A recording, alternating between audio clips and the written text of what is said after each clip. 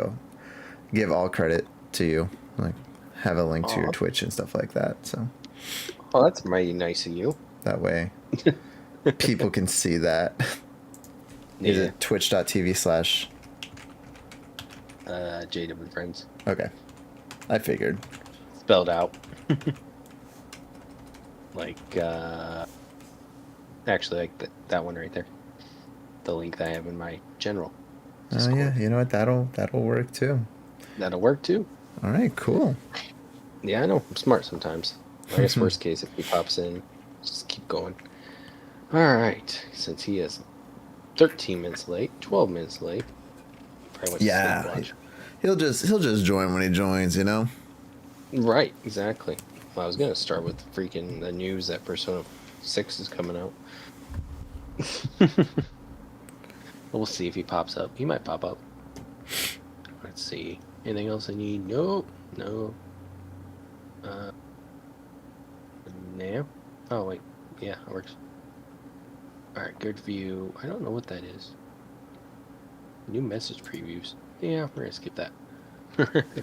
Okay. Cool. So we'll just start now. 5, 4, 3, 2, 1. Hello and welcome to episode 51 of jdubandfriends. With the one, the only, that one, Andrew. How you doing tonight? It's true. I am the one and the only that one. That's why I'm not called that too, Andrew. I'm doing good. How are you doing? I'm doing well. Can't complain. Levin's supposed to be here, so he might pop in. We'll see. Now tonight, it's been a while since I've done this. Last episode I did was the Super Bowl. So tonight we're going to talk about FIFA World Cup. No, I think my audience would tune out right away the second right. to say that. Surprise! Oh no, this year is a big year. 25th anniversary of the Persona series. 30th. Start. 30th anniversary. 30th anniversary. I don't know, it's the 25th, 30th. It's flying like I'm crazy. Yeah. 30th anniversary. Persona's coming out, is this year. And I guess we're eating good, technically, because, what was last week? I think it was last week now. It might have been this week. Persona 4 Revival was shown a little bit at the Summer Game Fest, and also on Xbox's announcements, they showed that Persona 6 is being made. Yep. Now, I'm probably in the minority here. I'm not really too excited for the new Persona remake. From watching the trailer, I was like, yeah, kind of, it doesn't look like it has the same amount of love as Golden did, and I feel like Golden was a perfect game. You don't really need to remake Golden. It's something about it was just perfect, and it just, I don't know. I'm not excited for Revival. Yeah, that's fair, and that's actually, I think, a common sentiment. Me and Levin actually talked about this a couple of days ago. We had a little Persona podcast where we were like, all right, let's react to the Revival trailer, and then we talked a little bit about Persona 6, even though there's not much to talk about. It's basically a logo, and you get a little atmosphere going on, which is cool. Right. But as far as these remakes go, I definitely had the same reaction when Persona 3 Reload was shown off back in, what was that, 2022, I think, is when it was first announced. And then we got it in 2023, if I recall, 2023 or 2024. One of those years. I can't remember the exact date. But regardless, I also felt the same way of like, I don't really... I'm still adjusting to the Persona 5 style, the art style of it. Do these games even need a remake? We already have... Well, in Persona 3's case, we had 3 versions of Persona 3 at that point. We had Portable, Fez, and the OG. So it's like we're having a 4th version of it. And in hindsight, regardless of my own personal feelings, because at the end of the day, things are subjective. It's like, how do we feel about them? And you're gonna make the best game in the world, and someone goes, "Oh, that's crap. I hate that." It's like, well, that's fair. That's your opinion. But seeing the influx of people and new fans play these games has definitely made me appreciate these remakes more. My wife, she actually started with Persona 5 Royale, and then she did go back and beat Persona 4 Golden, but I will say that it was a challenge for the longest time. I wanted her to start with Persona 4 Golden, and she just couldn't because it was too old. It's like it's a PS2 game, and it's not very user friendly, and things like that. So I am excited in that perspective of like the new audience can come in, and this legendary game is accessible and it looks modern and all those different things. Right, exactly. Hello, Levin. The 10 more years of discourse. You have me live in my workplace, at least for about 12 minutes. Oh, So nice. make it count. There you go. Yeah, Levin Lightsaber, everybody. We were just talking about Persona 4 Revival. I said I'm not really excited about it, and he was comparing to Persona 3 Reload being announced. Are you excited for Persona 4 Revival, or are you kind of feeling like, let's see what happens? This is my favorite game of all time being remade. They have one chance to remake it. I've said this many times. You only get one chance to remake a game, so you got to remake it right. And visually, so far, I think they are. Now, everything else in between, that's a wait and see. You can't really judge based on one little trailer. Although there are a lot of small details I notice more and more every day. Literally, after we recorded with Andrew, I told him, like, frame one, like, oh my god, they have they reference it the hallway from the Persona 4 vanilla title screen. That's so cool. Yeah, I don't know. I feel like like I was telling Andrew a little bit ago, I said I feel like Persona 4 Golden was the perfect game. They didn't really need to remake it. I think, they moved it to all the consoles. I think it was just perfect, and now it's like, did we really need it? Because, I mean, they're going to change all the voice actors, which is negative, I believe, because I feel like they had the perfect cast for Golden. Yeah. I mean, You want to talk about do you want me to, perfect cast? let Yeah. let me just shut you down right now because here's the problem, man. A lot of the voice actors, except for Yukiko, Yosuke, and the protagonist, have all been changed once, and some of those voice actors probably won't come back. Now, if you can get them all back, I would be all over it. But like you're telling me, you're going to get the voice actor, Troy Baker, you're going to get Laura Bailey back, which Laura I feel more likely than Troy. But then what about someone like Naoto's voice actress who left because she wanted to? She felt she was done with the character. Nothing bad. She just didn't want to voice her anymore. And like that's, if you don't want to, you don't want to. If you're done, you're done. You can't force them to come back. Yeah. So like, if you couldn't get them all back, I'd rather you just recast everyone. Yeah. Because if everyone, let's say if everyone but Naoto came back, then you would always be paying attention to and scrutinizing that Naoto because she's not matching the original or the second one, the third one, which everyone can compare to, and that's just not fair. Even now, I feel like some of these voice actors are going to get harassment just because, like, oh, that's not Aaron Fitzgerald's Chie, that's not my Chie, that's not my Yosuke, that's not my Kanji. Like, you should be a little more impartial and not so angry out the gate, because if that's how you're going to be, you're never going to be happy. You're just going to be miserable. I know that's rich coming from me, but that's how it is. Just chill out and relax.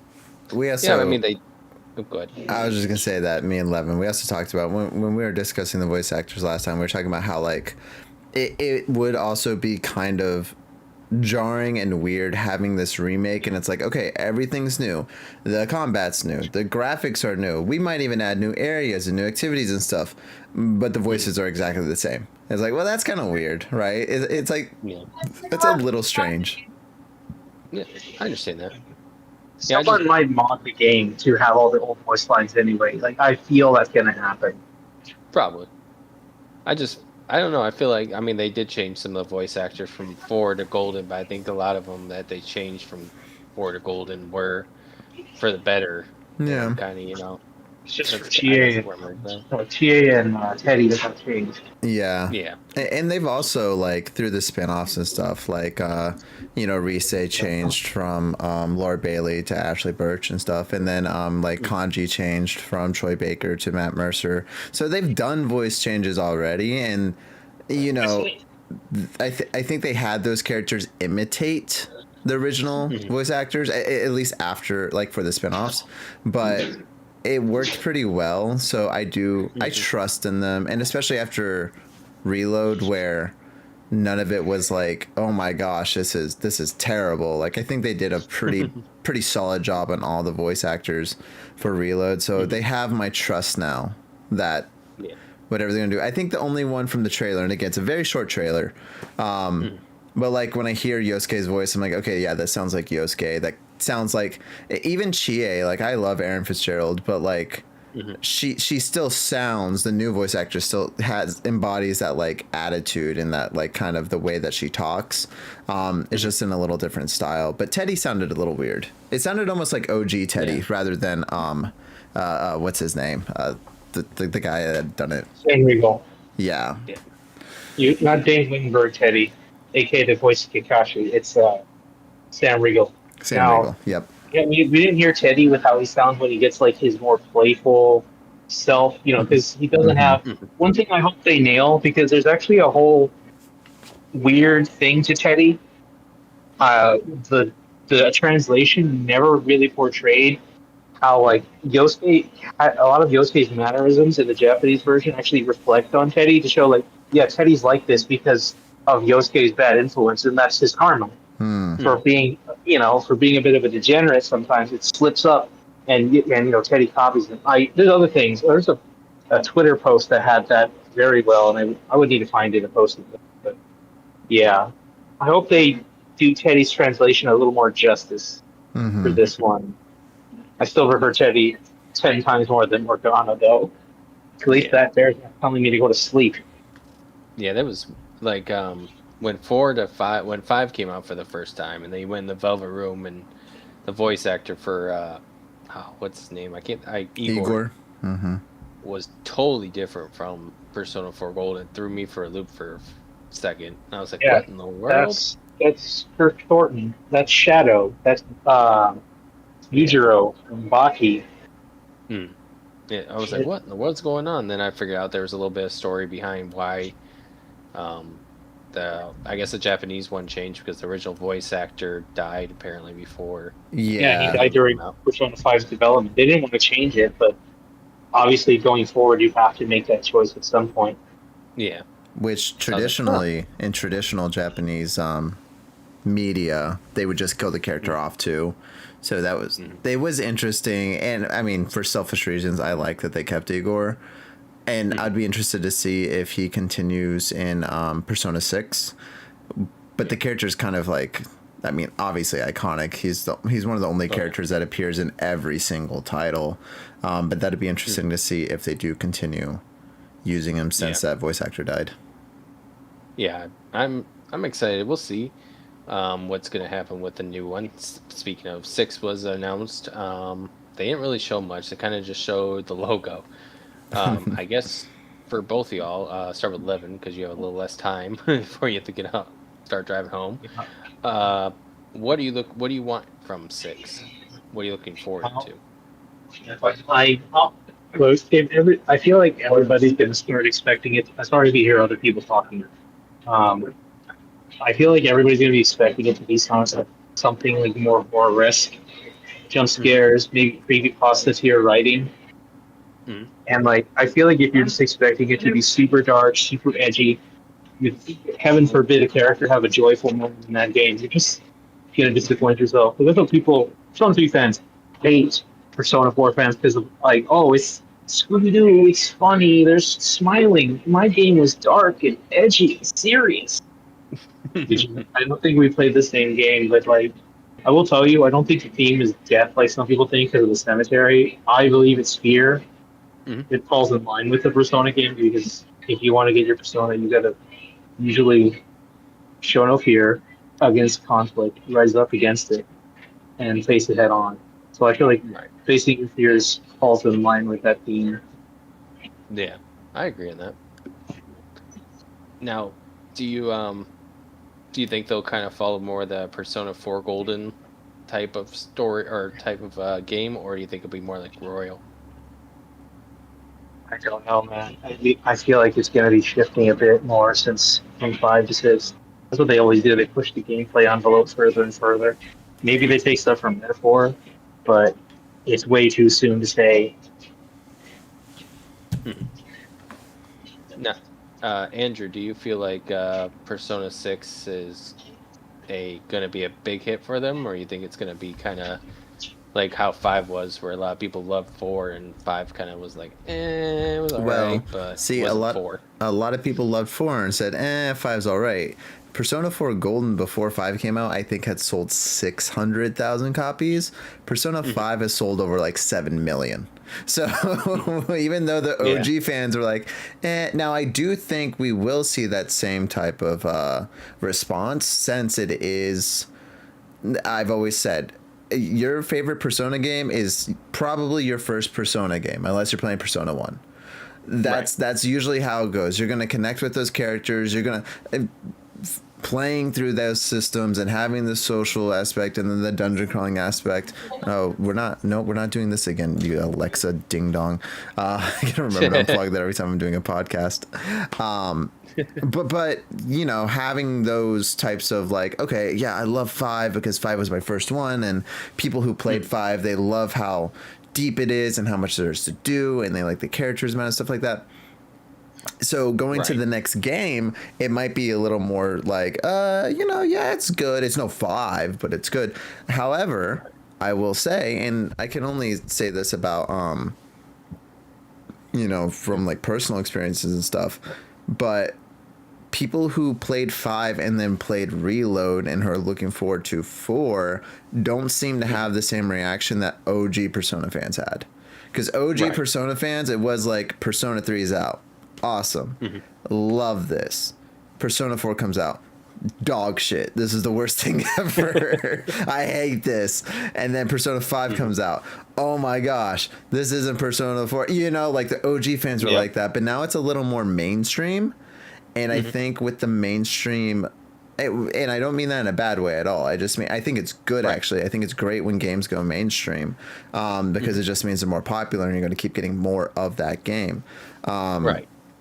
But I think with the mainstream audience who's more in, like, doesn't take it so seriously, and like, they are literally there for a good time. Like, I like the social aspects and stuff. I think they're gonna vibe with 6 really well, and I think leaning a little more into the horror aspect of it is a good call, because it is kind of like going back to its roots. Right. Even though Persona 4 Golden is my favorite, it is probably the most I don't know how to word this, clean of all of them. Like, it's definitely not as morbid and as dark as Persona 1, 2, or 3. Like in Persona 2, there's a high schooler's face melting off in like the first 20 minutes. like it's kind of a horrific game, and these people become like these soulless inanimate husks and stuff like that. And then Persona 1 2 or Persona 1 as well, just kind of a little more dark in its tone of like there's zombies everywhere and these people are dying everywhere and stuff like that, and you're in the hospital and stuff. And then of course Persona 3, which is like the dark one, ironically compared to 1 and 2, it's a little less dark, but going back to the like those SMT aesthetic roots, I think would be really good for that mainstream target too, because there's a lot of JRPGs out there now, and a lot of them have been taking inspiration from Persona. The Trials games, the like Trials of Cold Steel and Trials in the Sky and all that stuff, they seem to be going the Persona route. Even stuff like Fire Emblem is like more so every single time doing that. Yeah. But they're all kind of reflecting Persona 4 and Persona 5, because I feel like it's risky and it could alienate your audience, being like, oh, this is like dark and this is scary. So Persona going to that route, I think that the fans are generally going to like it, because it's going to feel refreshing at that point, especially after these remakes. You play 5, you play 3, you play 4. They all have similar vibes. Okay, and let's get into something that's a little more. Yeah, you're still going to be in high school. You're still going to be doing all that stuff. But hopefully, like, I don't know, maybe you live at a cemetery or something. I have no idea what the hell you're going to do from that trailer. Haunted house, woo! Mm-hmm. No, but yeah, actually, Persona is 30 years old this year. Persona 1, obviously put on the map, was released in 1996, so it's craziness. I was 6 years old when Persona came out. So. Oh, yeah, me not. I still had a year to go in the oven, and then I popped out. Then you're like, oh, surprise! By that time, Persona 2 was being thought about. It's probably why it's like one of my favorite ones. It's the first one I saw as a baby. I was like, what's that? Now, Persona 1, if anybody's played it, is way different from 3, 4, and 5. I would say that 3, 4, and 5 learned a lot from 1. 1 kind of, started the whole story of, we're high school kids, and, we're going to take different paths and, see where it leads, and personas and everything was created at that point. But when you started playing, how much of Persona 1 have you played, Andrew? I've played probably halfway through the portable version of it. And I've dabbled in the original version, but that was more so for like, oh, this is quaint. Like, let me pop in the PS1 disc because I have it and play it, and then proceed and go, oh my god, no. Oh my god, no. That game didn't get good reviews when it came out, and that was the expectation of like, yeah, games aren't going to look good or run good, but that game, people were like, no. And now, you want to talk about a game aging poorly? Persona 1 has not aged well at all. But I think the remake's not too bad. The PSP remake. Yeah. The PSP is the first time I actually played the game was on the PSP. I didn't play it on PS1 because obviously it's expensive to find a PS1 now. It is now. Like, it's ridiculously, and that's something that, little side note, Persona 5 made the fandom huge. Love that. Ruined the collector's aftermarket. I have receipts from like 2013, 2014 where I bought like Persona 1 on PlayStation 1 and I spent like $55 on it. And I got Persona 2 for $35. Those two games, Persona 1's like a $400 game now. Yeah. And same with Persona 2. Like, it is insane. If only there was some way to play these games for free online that rhymed with Remunerator. But who knows? Who knows? I always call it the Chugga Conroy effect. Because no matter when I was playing my Xenoblade Chronicles, it was like I'd seen it multiple times, like $20-$30. As soon as Chugga Conroy plays an LP of it, it shoots up to $70-$80.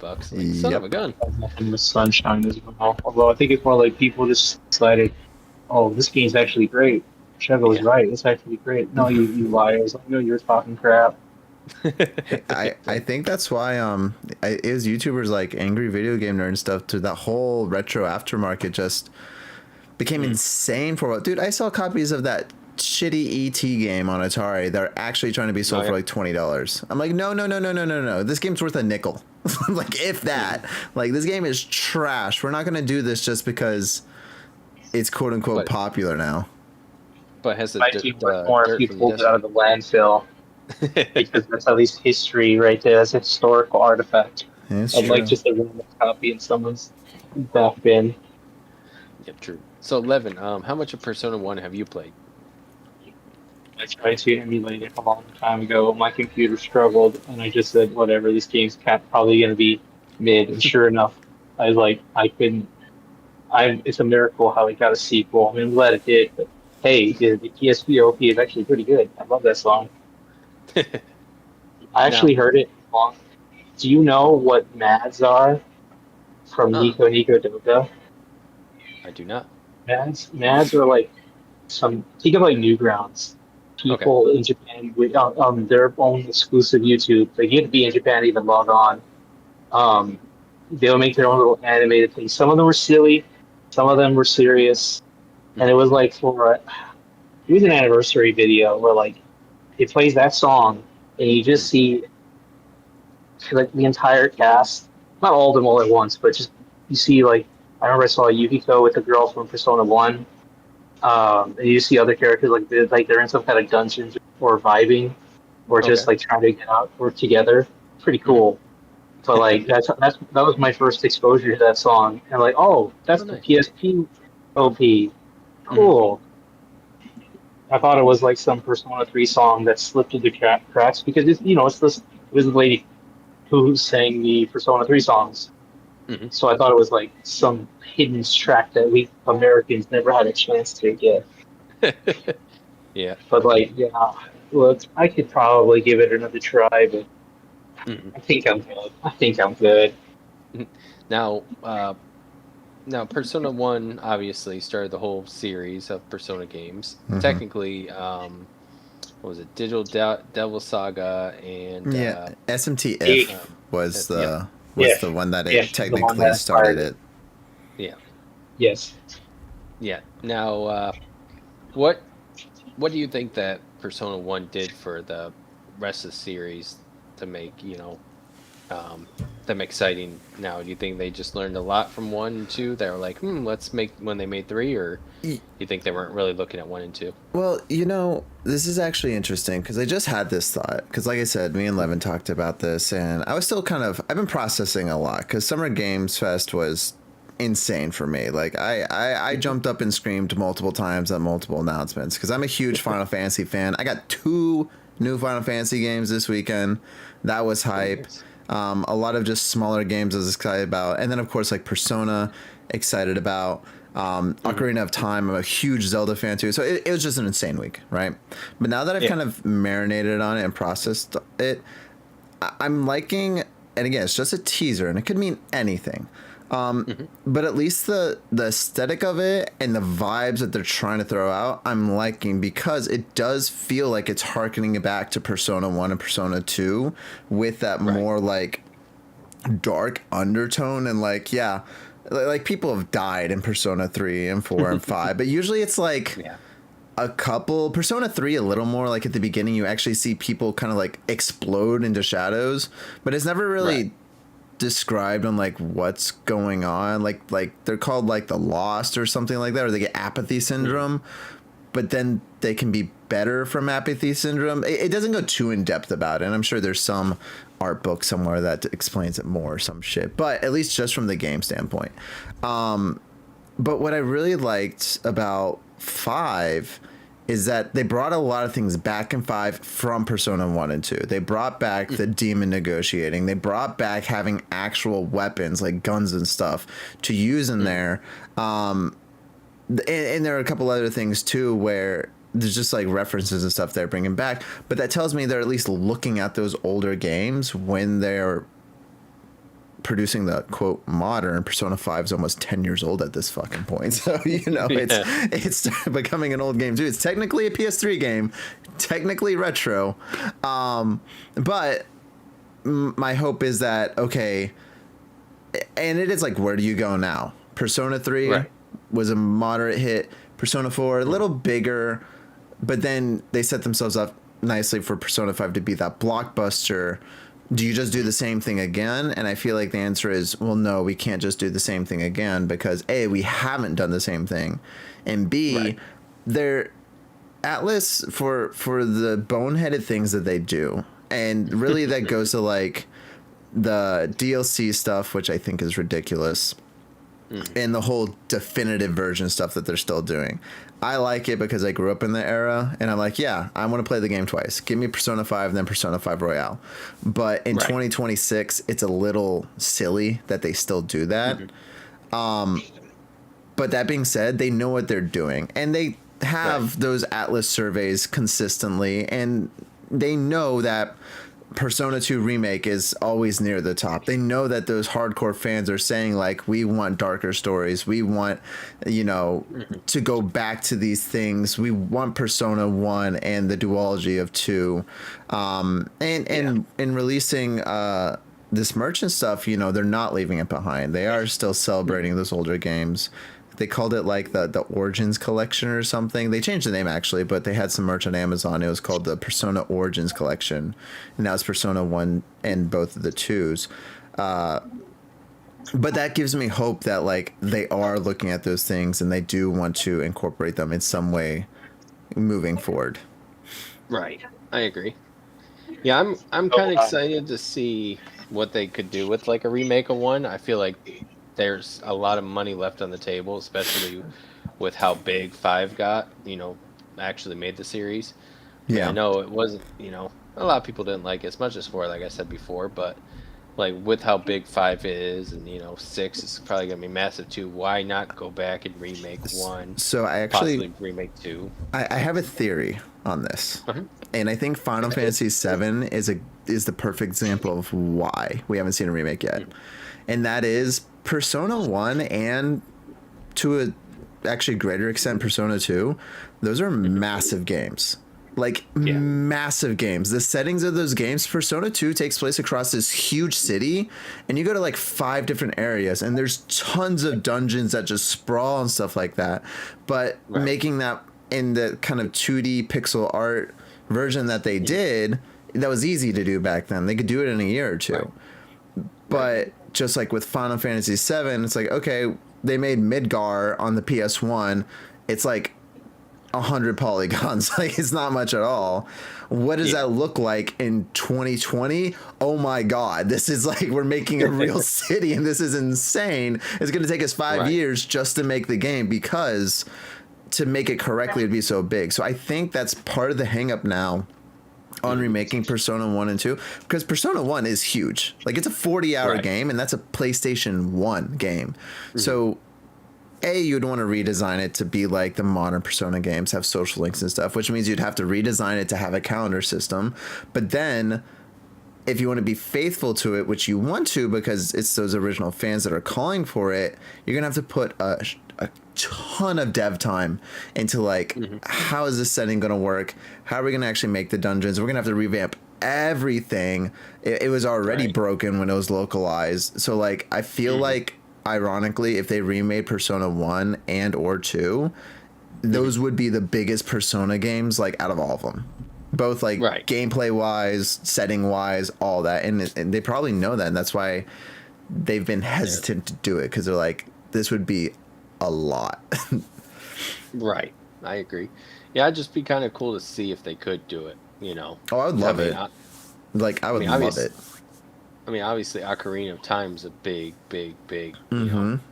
step for Nintendo, but I mean, like, that. I mean, we could see. I mean, obviously, they're never gonna remake my game I want them to remake, but which game is that? I guess what's the Legend Dragoon. Oh yeah, PS1. That's that's always rumored, and people there are people that call for it. So never say never, but that would be that's like me and Parasite Eve.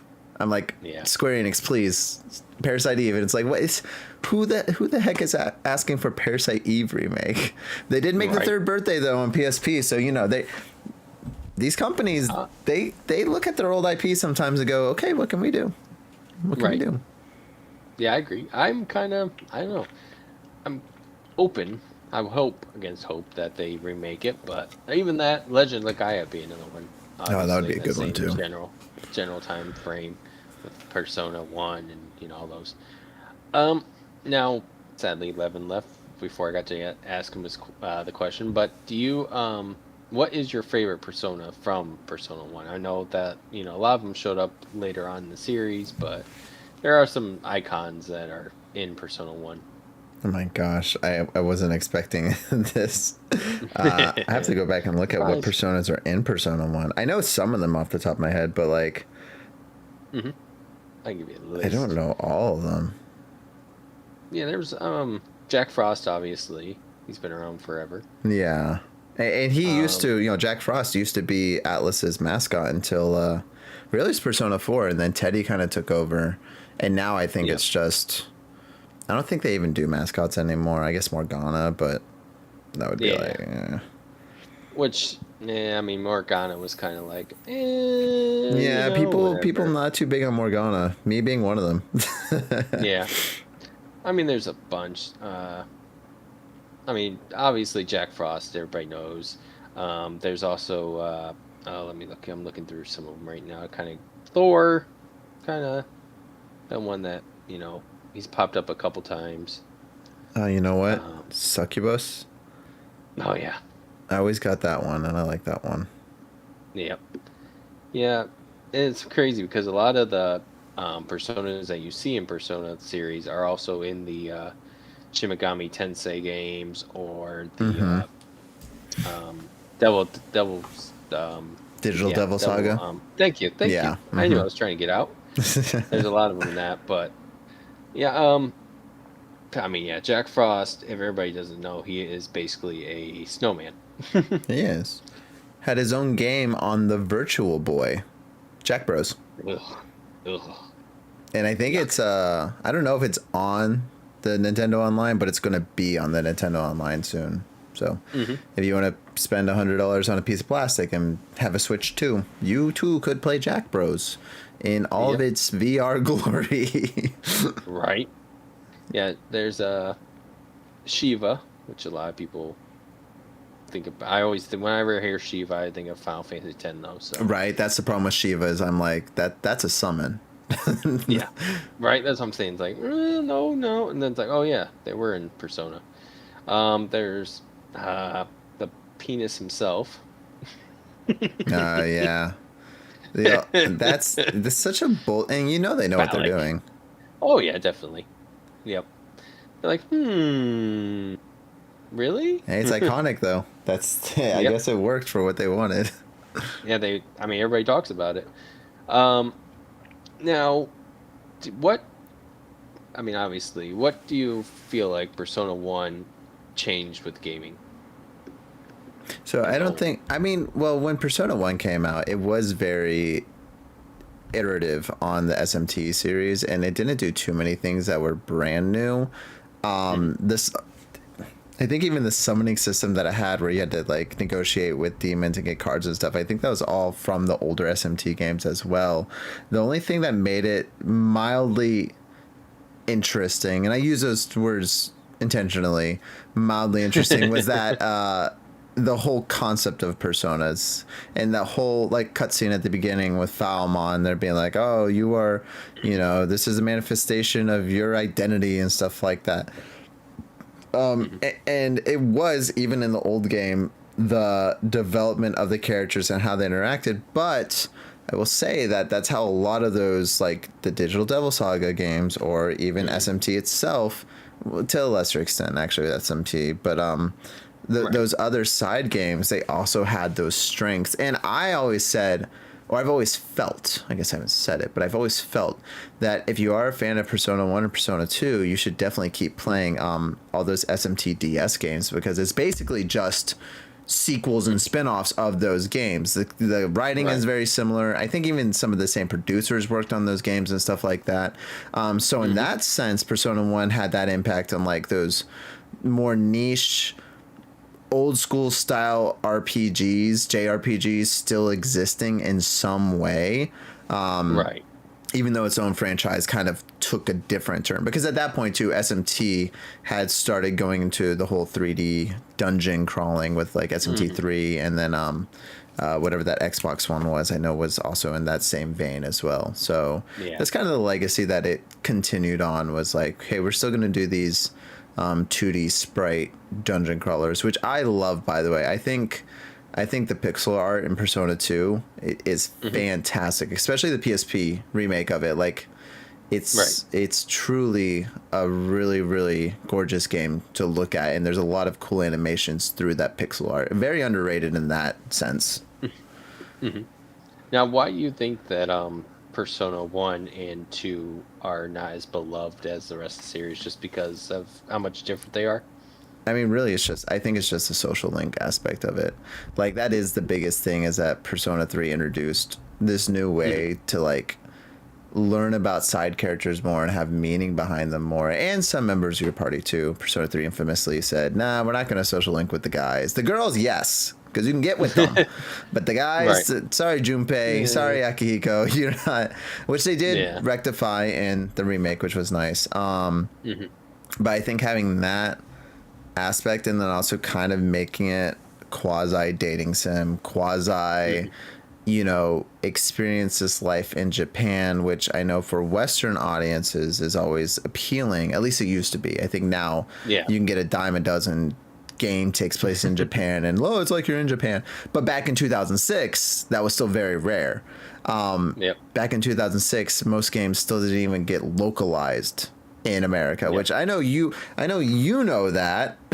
Oh yeah. But a lot of people, I mean, that stuff we didn't get day and date releases until hell, Persona 5 didn't come out day and date. Persona 5 came out in Japan first, and then it was like 5 months later it came out in America. And ever since then we've been getting day and date. But even like with Persona 4 Revival, I as an older fan go like, is that for everyone? When it says like February, I'm like, is that worldwide? Because we've had this talk before where sometimes it is, sometimes it's not. But I think that is why those games aren't as popular. It's just that Persona 3 and 4 really perfected the social link. Like it perfected it with it's the whole party. The side characters that you have social links with are interesting aside from like 2 of them. Freaking whatever the Sun Arcana in that game, I don't know what they were smoking. You get to choose between this annoying band girl or this annoying drama girl, and I'm like, no, I don't want to. Yeah, exactly. Yep. But the rest of them are very solid. Now, I've always wondered this, and this might be a minority thing, but do you think that Shin Megami Tensei 3 Nocturne actually helped Persona a lot? Just because they added Dante, and Dante was a big character at that point? It's hard because I was like 5 when that game came out. So a lot of it's retrospect. And I also don't, as big of a Persona fan as I am, I don't know too much about the SMT series. Like, I've played SMT4 and I own like 3 and 5 and stuff like that. But as far as it helping the Persona series, because that's what you asked, right? Like, did the SMT series help Persona series? I wouldn't say that it did. And you can kind of see that with the way that they labeled the Persona series. Like a lot of the games, they use the Shin Megami Tensei name until Persona 5. That's when they finally just dropped it.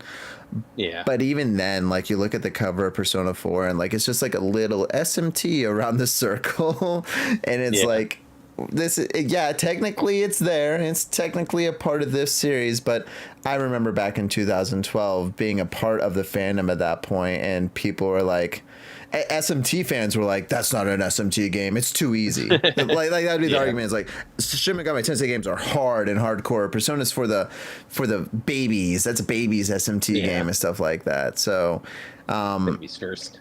So I think if anything it kind of like held it back a little because its own fans, like part of its own fan base was like, I'm not even going to bother myself with that series because that's the baby series.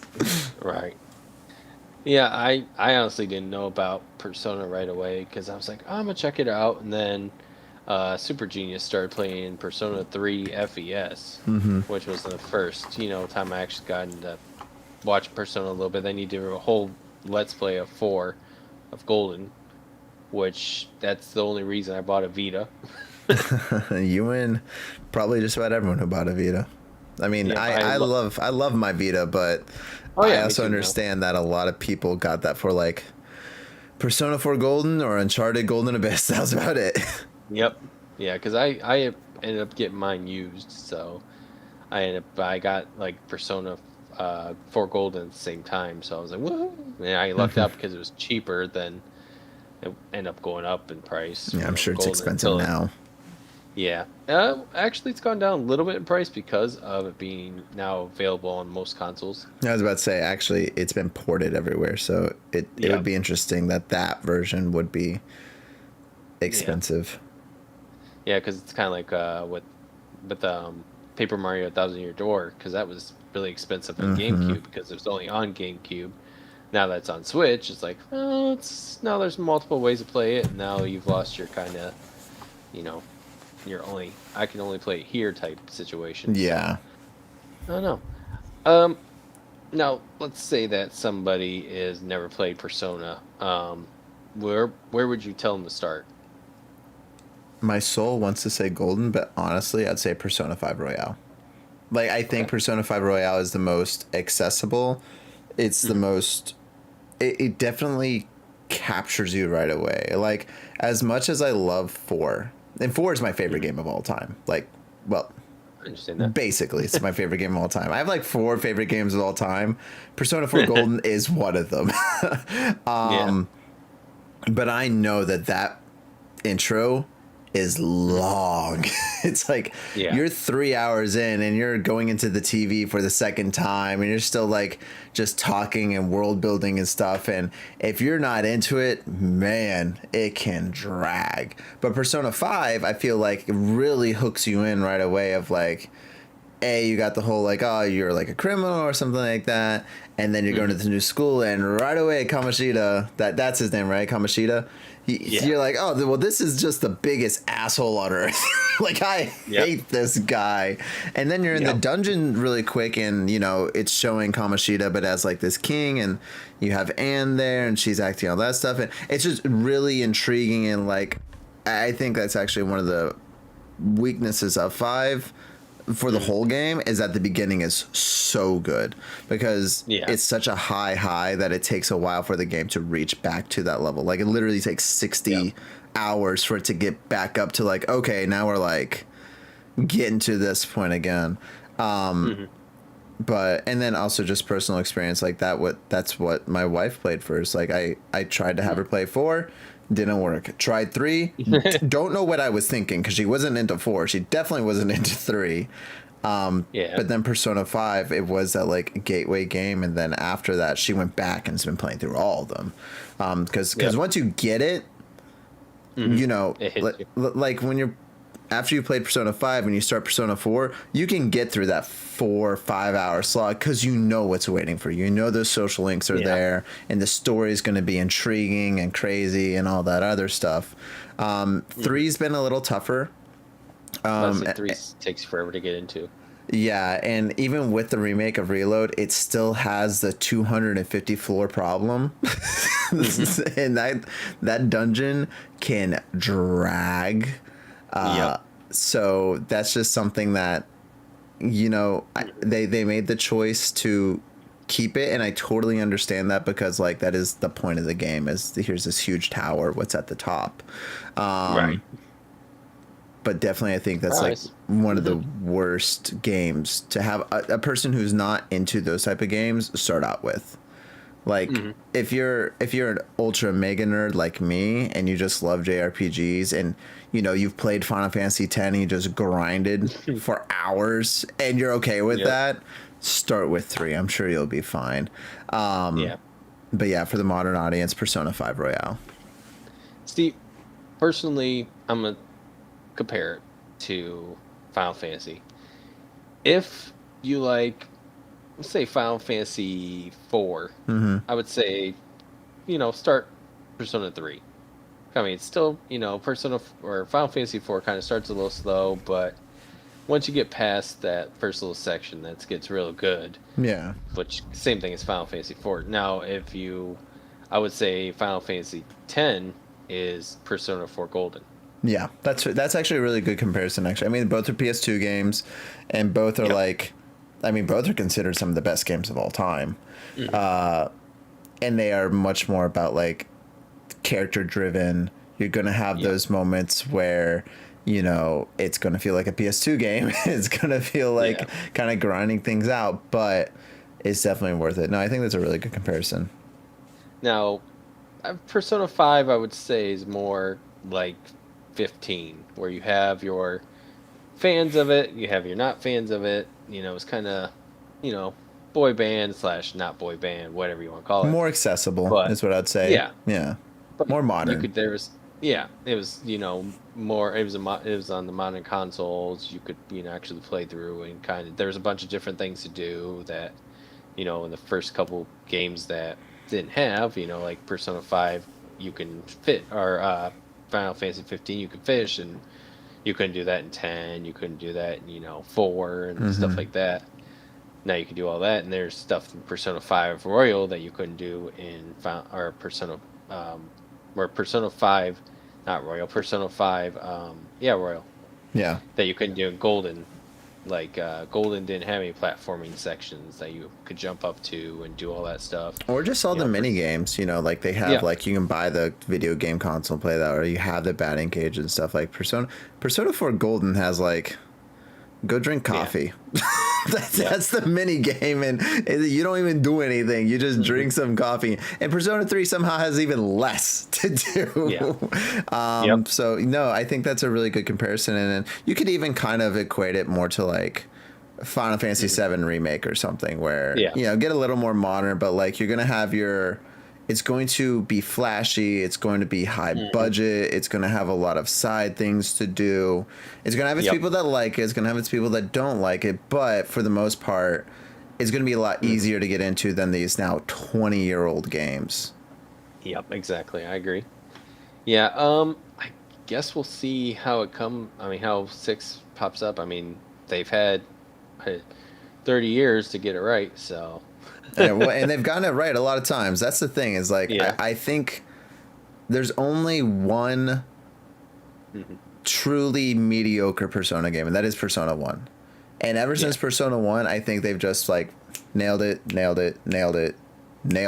And it's been more of a thing of taste rather than quality. Like, I don't think anyone could sit there with a straight face and go, Persona 4 sucks.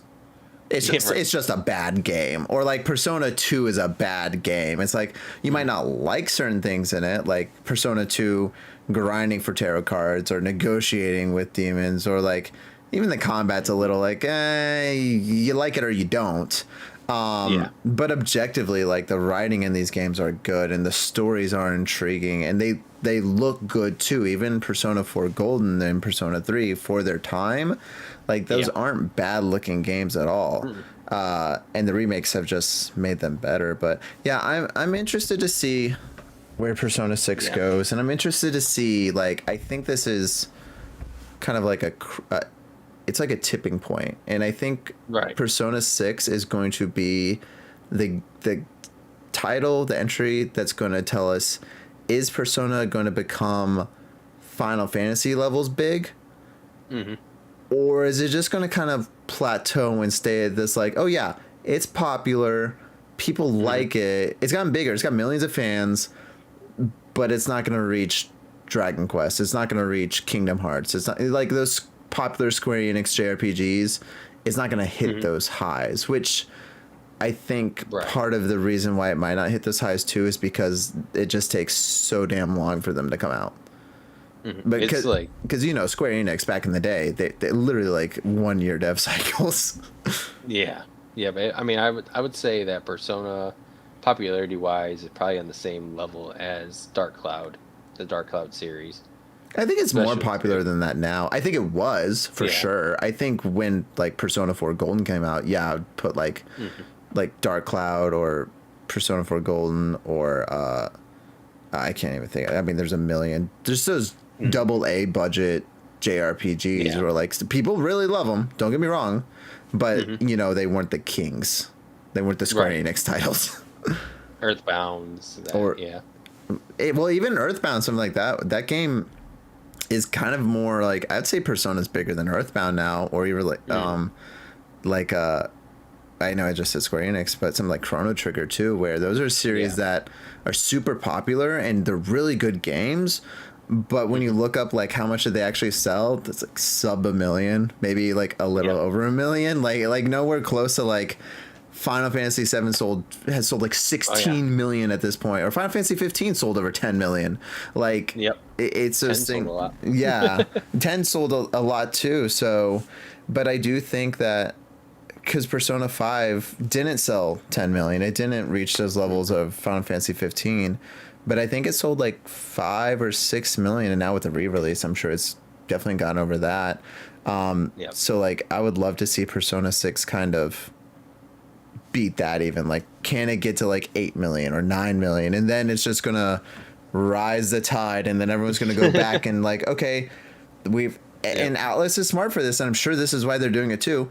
Make all your games accessible, because I think that's where they messed up with Persona 5, because they released Persona 5, people were into it, and like, oh, I want to play the older ones. Like, oh, go buy a Vita.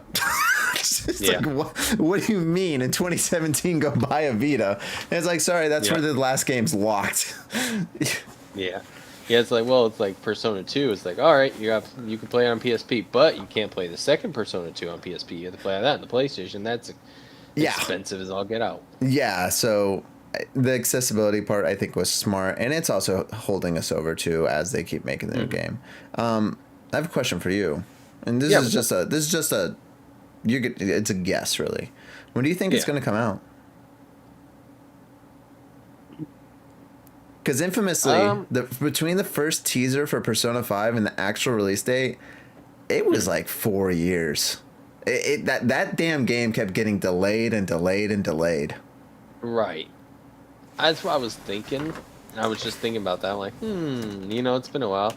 But then I was just thinking the Ocarina of Time, how long was that, in development at this point? And they just kind of announced it now, and it's coming out this year. So it's like, was it in development at the same time as Breath of the Wild? And that's how long it took to get it out, which is a big game. So let's see. And Persona 6 is, I'm going to guess, a big game. I'm going to probably put it 2029, 2030, depending on, when they started it. Yeah, so just to give you some idea, so the team that makes the Persona games, they've only made Persona except for 2 games. They made Catherine in 2011. Oh yeah, and then they made game, by the way. Metaphor. I haven't played it yet. Wanted to though. Yeah, they made that in 2024, and the time between Persona 5 and Metaphor was 7 years. Took them 7 years to go from that. And mind you, I think this team, it's hard to get like official information, but the idea is that there's an A team and a B team inside of Atlas, and the A team works on the bigger games like Metaphor, and then the B team works on like Persona 3 Reload or Persona 4 Revival and things like that. Yeah. That way they can kind of space them out, and then they might even have like a C team that does like the spin-offs, and they work in conjunction with like Koei Tecmo or whoever it might be at that time that they're making those spin-offs with.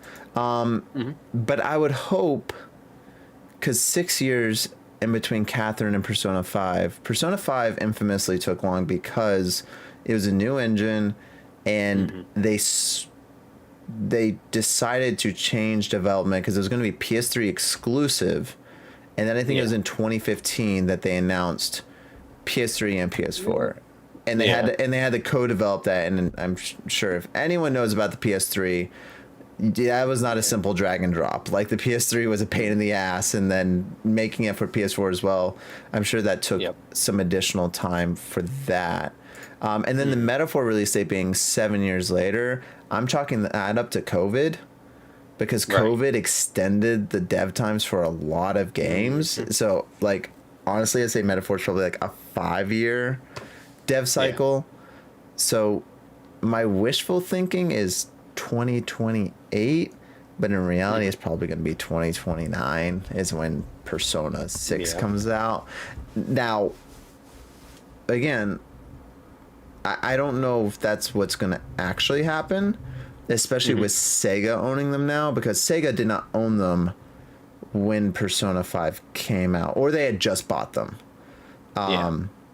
But I would think that Sega would be looking at someone like Square Enix, where they've released Final Fantasy VII Remake, Rebirth, and now Revelations, all within 7 years, and those are massive games. So, and it's not just the world, but I don't know if you've played the Remake series, but they've gone deeper into, like, there's a relationship system and stuff like that, and it's filled with side quests and side characters. Like talking about content-filled games, Final Fantasy VII Rebirth is another one of my best games of all time. Like, it's a fantastic game. I'm wondering if they're looking at that too and being like, okay, whatever made you take 7 years before, that can't happen anymore. Because A, No. that just bleeds money. And B, it is like strike the iron when it's hot, you know? You don't want Right. you want people to say, "Oh, I love Persona. I want the next game." You don't want them to say, "Oh, yeah, I remember that game. I'll Right. go get the next one." Yep. Actually, I was looking them now. Sega bought Atlas in 2013. It's 2013. Okay, I knew it Yep. was in between Golden and 5. Yep. So that's actually pretty. That's probably that's Yeah. actually earlier in the dev cycle. And Sega might have been the ones to say, "Hey, move it to PS4 as well," and not just be Yeah. a PS3 game. Yeah, because I think at that point Sony was also paying for Personas at that point because they were exclusives. Because I believe I I remember Weird Stuff. I think Persona was PlayStation exclusive, and then yeah, I actually don't Digital think. Devil Saga was in it. It was Nintendo exclusive for a little bit. Yeah, Digital Devil Saga was Nintendo, and those are on the DS and the 3DS. Yeah.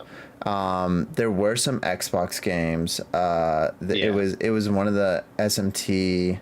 It was an online game, but it came out for the original Xbox. Yeah. But then SMT 3 came out on PlayStation 2. Yeah. I don't know if like it hotcakes. I don't know if it came on Xbox, but then SMT4 came out on DS or 3DS. So it was weird, but I actually don't think Sony ever paid for Persona to be exclusive. I think that's just something they did. Yeah, I don't know. It- I had heard that. Yeah, and they might have. I can't remember, but I was pretty sure that they didn't pay for it. I'm not sure though. I don't know. I did look it up Look, real quick, and they do have 3 different teams. They have Team Maniacs, P Studio, and Studio Zero at Atlas. And yeah, P Studio is the one that's done Persona 3, Persona 4, Persona 5. They did do. Oh, and then Catherine too. So it seems like they just do Persona. right. Oh, and this is great news actually. Yeah, that's right. Because after Persona 5, they made the new studio. So Creative Department Third Production, Studio Zero, they made Metaphor, Oh, okay. not P Studio, which means Persona 6 might actually be closer than we think. Yeah. Because that's Yeah, they could- all, according to this, that is all that team has been working on is Persona 6. So they didn't start after Metaphor came out. They've been working on this since Persona 5 came out. Right. That makes sense. Because Hashino left in Yeah. 2016, and then Wada became head of the division. So I mean, yeah, we'll see. It doesn't say if they've been also working on the remakes. I'm assuming they have been as well, but Right. I would also think that it might not take that much dev time. I don't know, and it's so difficult with gaming development too. Like, how much outside help are they getting on stuff like that? And, you know. Are you going to buy Persona 6 when it comes out, or are you going to wait until they do the upgrade? Oh my goodness, are you kidding me? I have a problem. I think I've scoured the internet. I've actually investigated this. I think I have the biggest personal Persona collection. Like full stop. Like, I actually believe I have the Right. most memorabilia and games and vinyls and CDs and books and all the other stuff. Right. I will be there day one. I will be playing Persona 6 day one, and I will platinum it in day 5, and then I'll play through it again. Maybe. I actually didn't. Persona 5 kind of burnt me out, actually, because I was so excited for it. And it was just. I was a kid at that point, too. You know, 2017, I was 19 when it came out, so. I didn't know how to temper expectations and stuff like that. So that was part of the problem. Now, being an older person, 28, Yeah. it's I'm able to like appreciate games for what they are instead. So whenever Persona 6 comes out, I'm going to enjoy it. I'm going to love it for what it is, and I'm just going to be excited that there's a new Persona game after so long. But I'll definitely buy it day one. Okay. Yeah, I'll be honest, I haven't bought a Persona game, the original Persona. I'm like, I want to see what they come. I want to see how everybody reacts to it, and then usually when the second cycle comes through, like, oh, here's Royal or here's Golden. It's like, all right, let me jump on the bandwagon at that point. Yeah. It's just they add so much stuff to it. It's like, oh, it's worth it's worth this price, you know, stuff like that. But I think it'd be I'm smart if kind they stopped that. Like if they said like, yeah. hey, we're not doing that anymore. Persona 6, and if we do any enhancements, it'll be DLC. That way, because I think there's a lot of people like you who think that same way of like, I'll just wait for the upgraded version. And so it's kind of like Street Fighter, Yeah. I have a lot of friends that also go like, I'm not buying Street Fighter 6. I'll wait a couple of years and then they'll have all the DLC together and it'll be cheaper. Yeah. Yeah, I'm excited to see what they can do. I mean, it feels like if they knock this out of the park, maybe there's, something bigger in the future, maybe they'll bring more of the Shin Megami Tensei games out because they'll see that, ooh, their persona's getting big and, there's options, for older, Shin Megami. They could remake those. They could remake the first two Persona games. Could do like Persona 1 and 2, like they did Dragon Quest 1 and 2, Yeah. It'd be kind of cool. The collection. Well, I guess it'd be Persona 1, 2, and 2. Yeah. But trilogy collection. yeah. The trilogy of 2 games, which it's so weird. I mean, I guess it's because the PlayStation 1 didn't have as much space because I mean, obviously you had Final Fantasy 7 that came on 4 discs, you had Legend of Dragoon that came on 4 discs. Final Fantasy 9 came on 4 discs. Was it 8 came on 3 for some odd reason? Yeah, I'm not sure why they did a duology. It was definitely a bold move. Like I think it's because of Pokemon actually, because Pokemon was big and they did the duology, and it's like not the same concept, but like let's just release 2 parts of the same story. And the Oracle games around that time is a little later, but the Oracle games that too. It must have just been the fad at the time of like let's do this duology thing and reuse assets but tell a slightly different story. Yeah, well, I had to bend, because Oracle was one of those that came out like that. I don't know. We'll see though. Now, I just have a random question. It's not Persona, Okay. but if they remake another Final Fantasy game like they did 7, which one would it be? Are you asking which one do I think they'll do, or which one do I want them to do? Both. Oh, okay. They'll do 10. Because that's the next popular game. That's the and that's why they did 7 because 7's their most popular one. And I think they've learned a lot from this trilogy. And I think the next one that they do, because even though the sales haven't been like through the roof, I think the thing about Final Fantasy games is that they are forever games. They can now port these remakes to the next console forever, and they will keep selling forever. Just like all the older games keep on selling forever. It's their moneymaker. So because there's a lot of conjecture online of like, remakes a failure, Rebirth only sold didn't meet expectations. Stuff. I'm like, dude, there's literally a sale going on right now, and trending on Twitter is just how all these people buying it for the first time and stuff like, these games are going to sell. They're going to make them tens and hundreds of millions of dollars. Maybe not right now, but it's just like Kingdom Hearts. They're reselling those fucking games again. And it's the infinite money machine. But I think 10 will be next, which I would love. I actually beat 10 for the first time like a few months ago, and that was really? And I beat, and then I went straight to 10-2, and then I beat that game, and both of those games are just so fantastic. I love them both, and immediately started playing through it again. They're just great. But the game that I would like to see remade, that's a tough one. See, okay, I got 2 answers for you. My first answer is going to be weird. Final Fantasy 15. Because I love 15. 15 is one of my favorite Final Fantasy games, and it just hit me at the right time, And infamously, that game is not done. I think it's basically complete now with the Royal Edition and stuff, but you can tell that a lot of things were kind of Band-Aid put on, and you can tell that the technology wasn't there for what they wanted yet, like the whole open world stuff and the game design of it. There's just a lot of weird things, and even the combat, like you can see the stepping stones to 7 remake in 15. but remaking 15 would be amazing. And ironically too, 15 I think is like the third best selling Final Fantasy game of all time. Mm-hmm. So that also has that popularity behind it too, of like, love it or hate it, people bought it. Mm-hmm. But then the other one I want remade is I think the dream would be 6. I'd say But 6 just seems like. but just like Persona 1 and 2, it would be massive.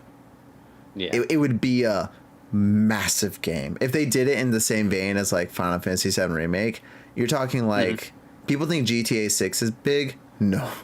Yeah. This game would be huge if they were actually faithful to it. Right.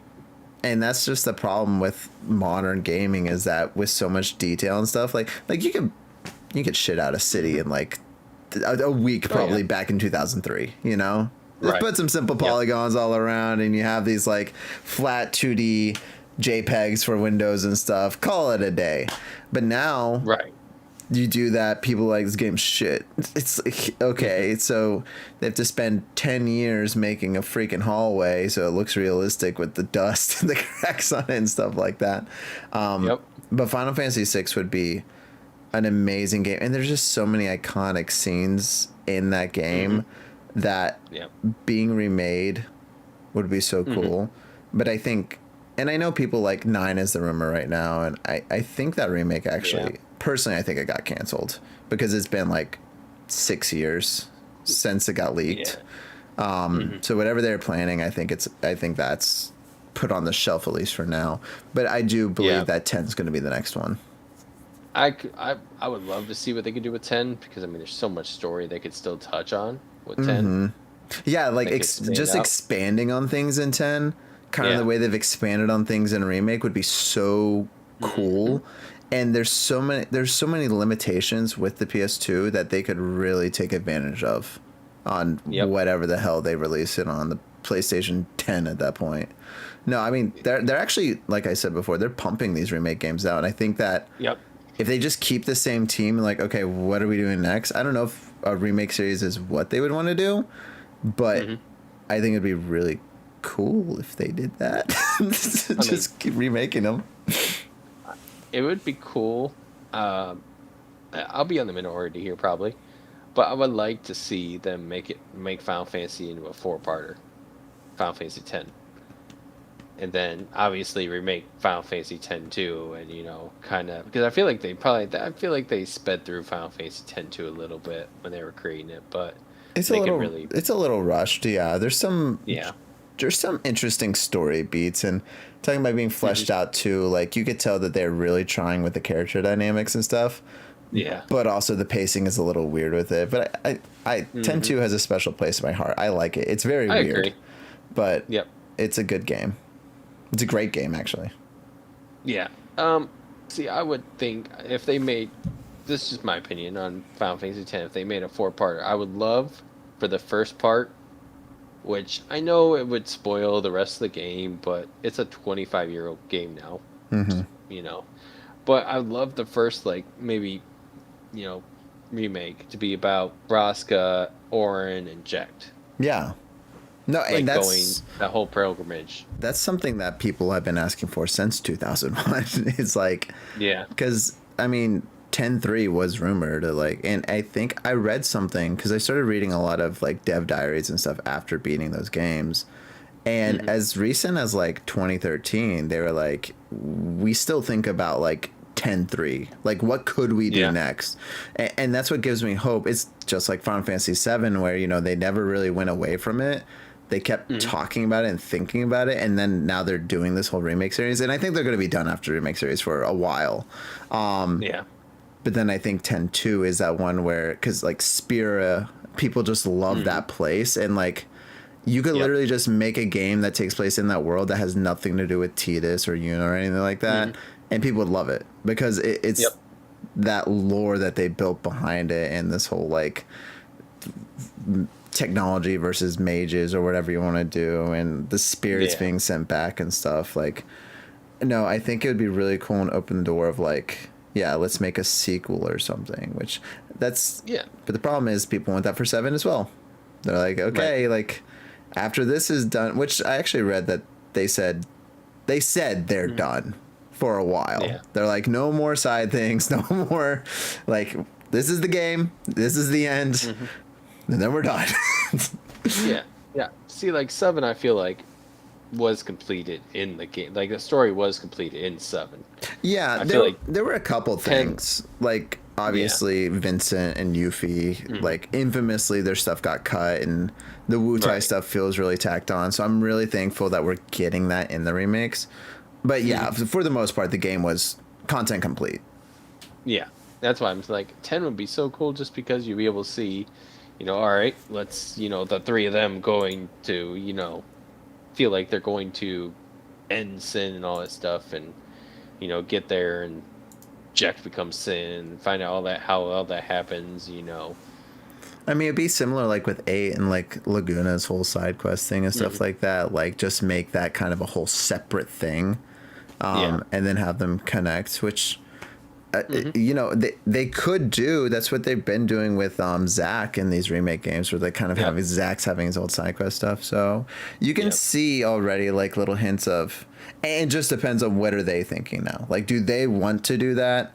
Because Hmm. they have the talent to do it, and they're proving that Yeah. they can do it and that it works. So we're saying all this. They're gonna just end up remaking 13. Is what's gonna happen. Yeah. That's gonna be the I one mean, that gets 13. remade. See, I like 13 a little bit. A lot of I do people didn't too, like actually. 13.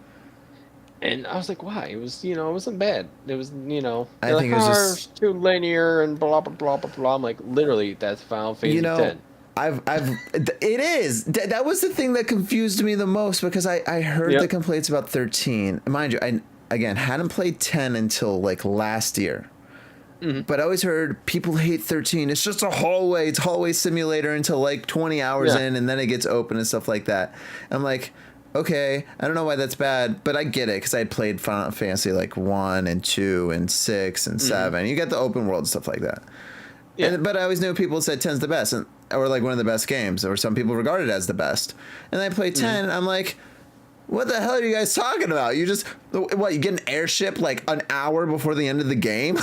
Yeah. And all it is a fast travel system. This game literally is just a freaking hallway, and you regard it as the Yep. best.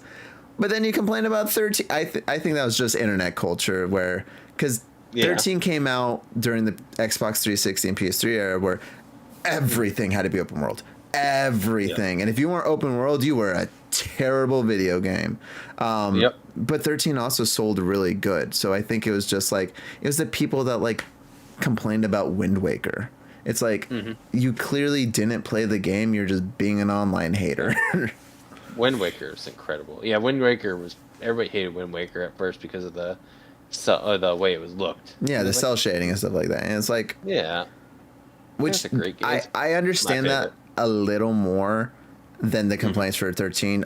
Again, because 10 was linear. Now 12 wasn't. Yeah. And maybe that's Right. what kind of changed expectations. Like, okay, 10 was linear, 12 moved to this more open thing. Maybe for some people felt like going backwards. But even then, I don't know. I think 13 balanced it pretty well. And 12 heads. I get what they're trying to do because everybody was complaining about how many battles and stuff there were in 10. And before that, it's like, well, 12 they tried to make it, oh, you don't have to fight everything, but it was like the battle system was terrible for 12 in my opinion. It was definitely different. Yeah. I don't know, but yeah, I would say 10 is definitely the next Final Fantasy that's going to remake, no matter. I don't see if, ands, or buts about it. I think that's the next one. Now, I think it'd be cool to see what they could do with 4, obviously, for a remake. 4's, incredible, and they did kind of remake it on PSP, but they also kind of did the after years and all that stuff. Yeah. So they kind of expanded that section out. But I would like to see what they could do, like with Final Fantasy 11. Yeah, Like, if 11. Well, they could.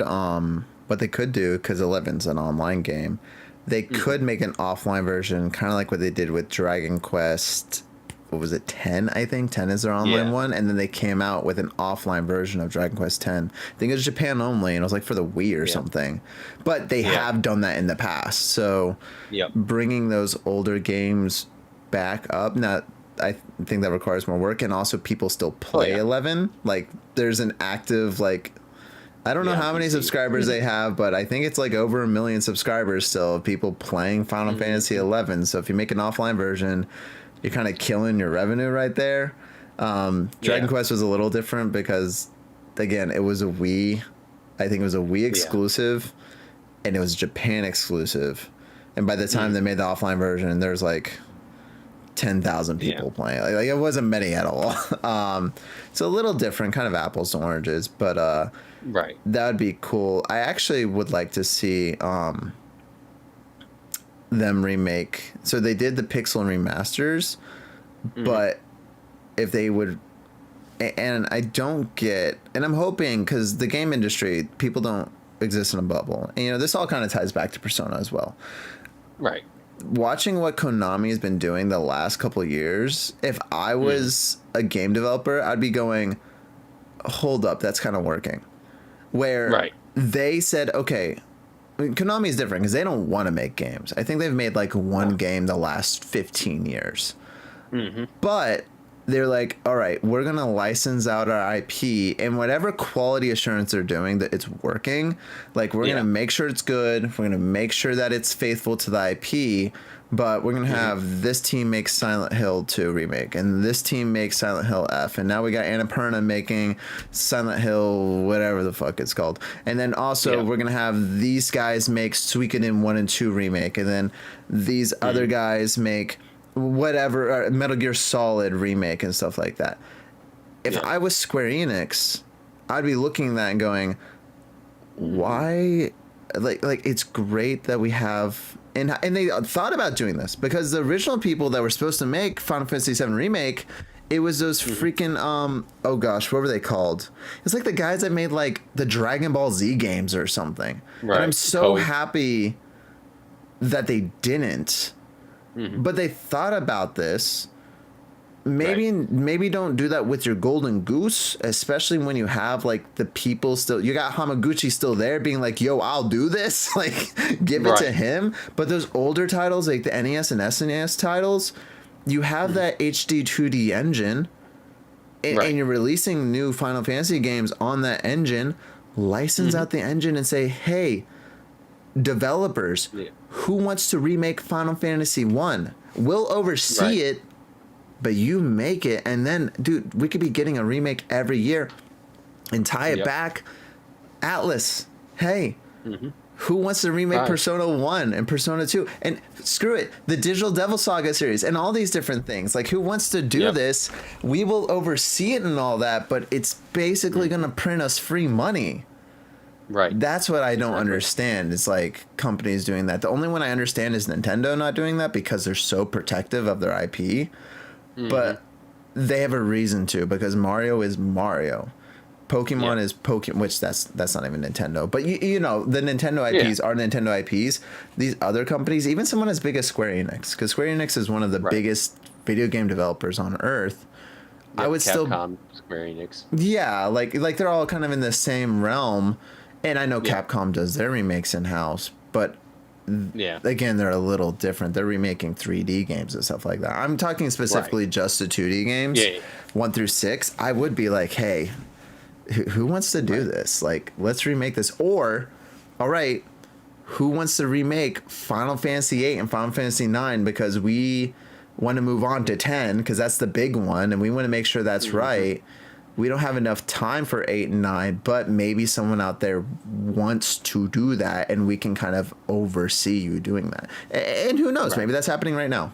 Like, literally, because that leak of 9 happened, and maybe it's just a long dev cycle, and they don't want to interrupt Final Fantasy 7, but the second Revelations is out, 3 months later, we get an announcement, Final Fantasy 9 remake's coming. You know? This one team has been working on it.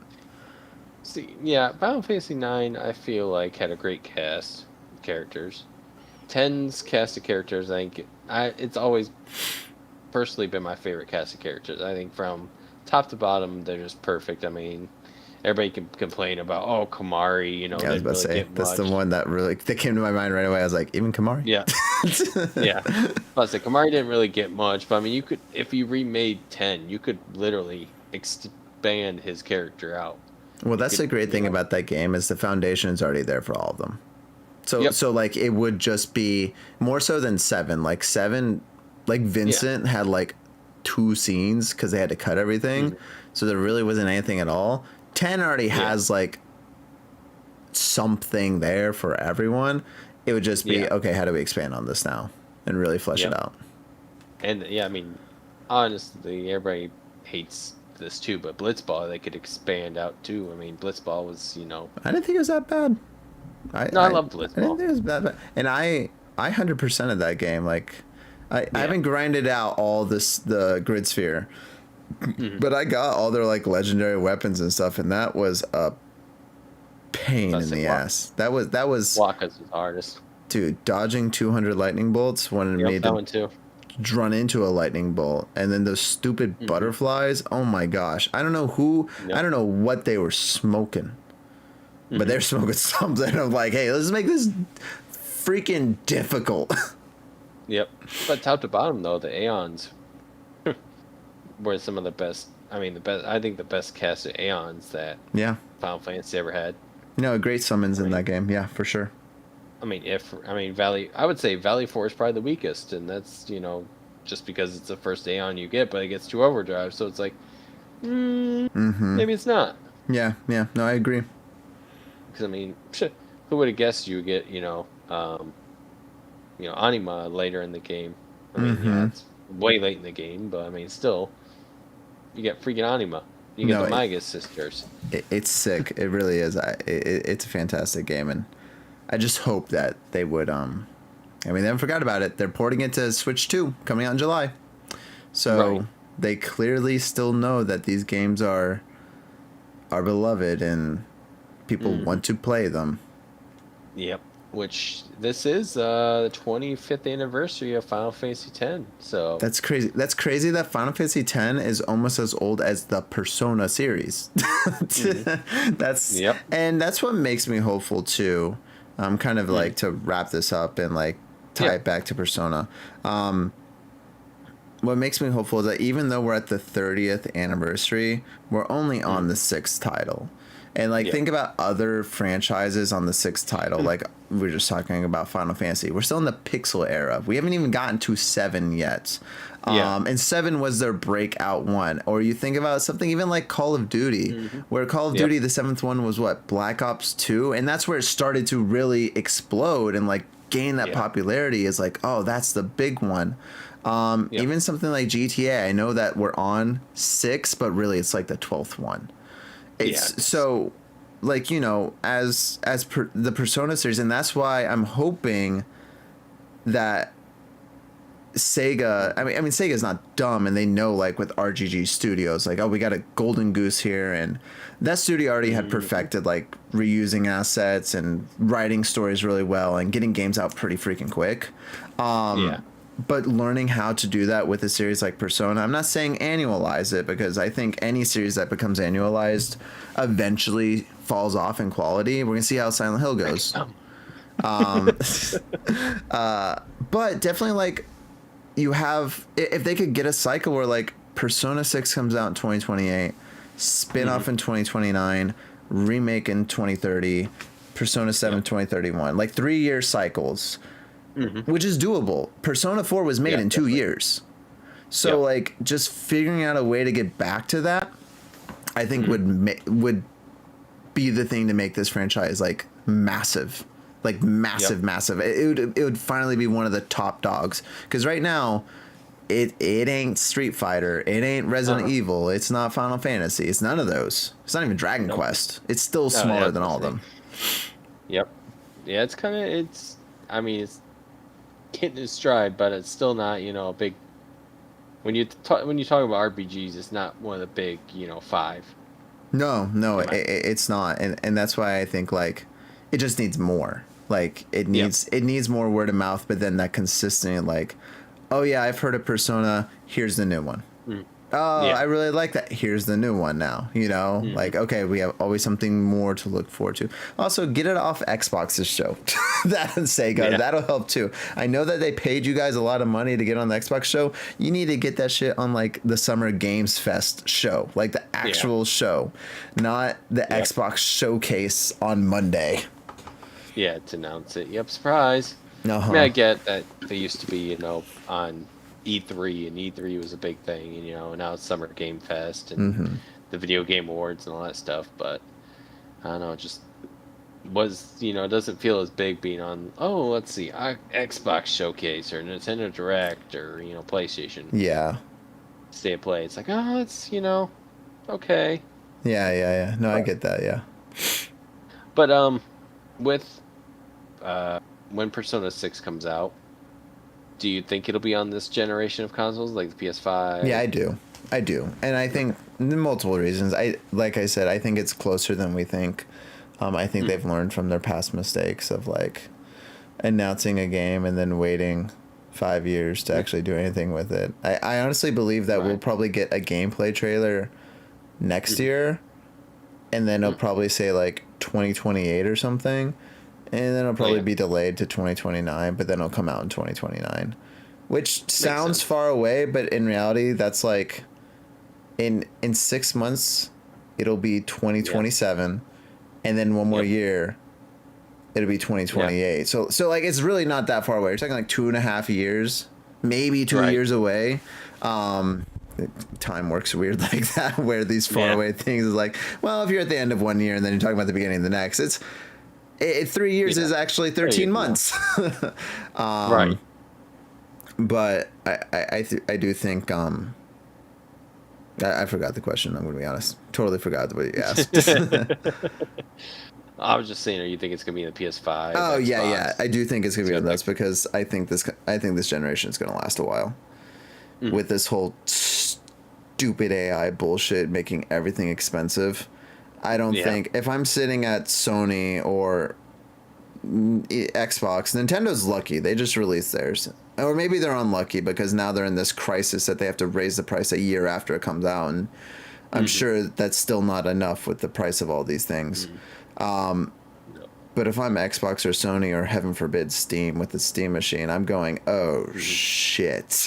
Like we can't like we can't do this, right? So they're gonna extend the hell out of these generations, kind of like they did in 2008 when the financial crisis happened, and that was because console cycles used to be 5 years. That was about what it was, and then 2008 extended that to I think it was about 8 years for that cycle because of that, and then now with this one, COVID kind of first extended it, and now we're getting into this AI bubble, which is going to extend it even more.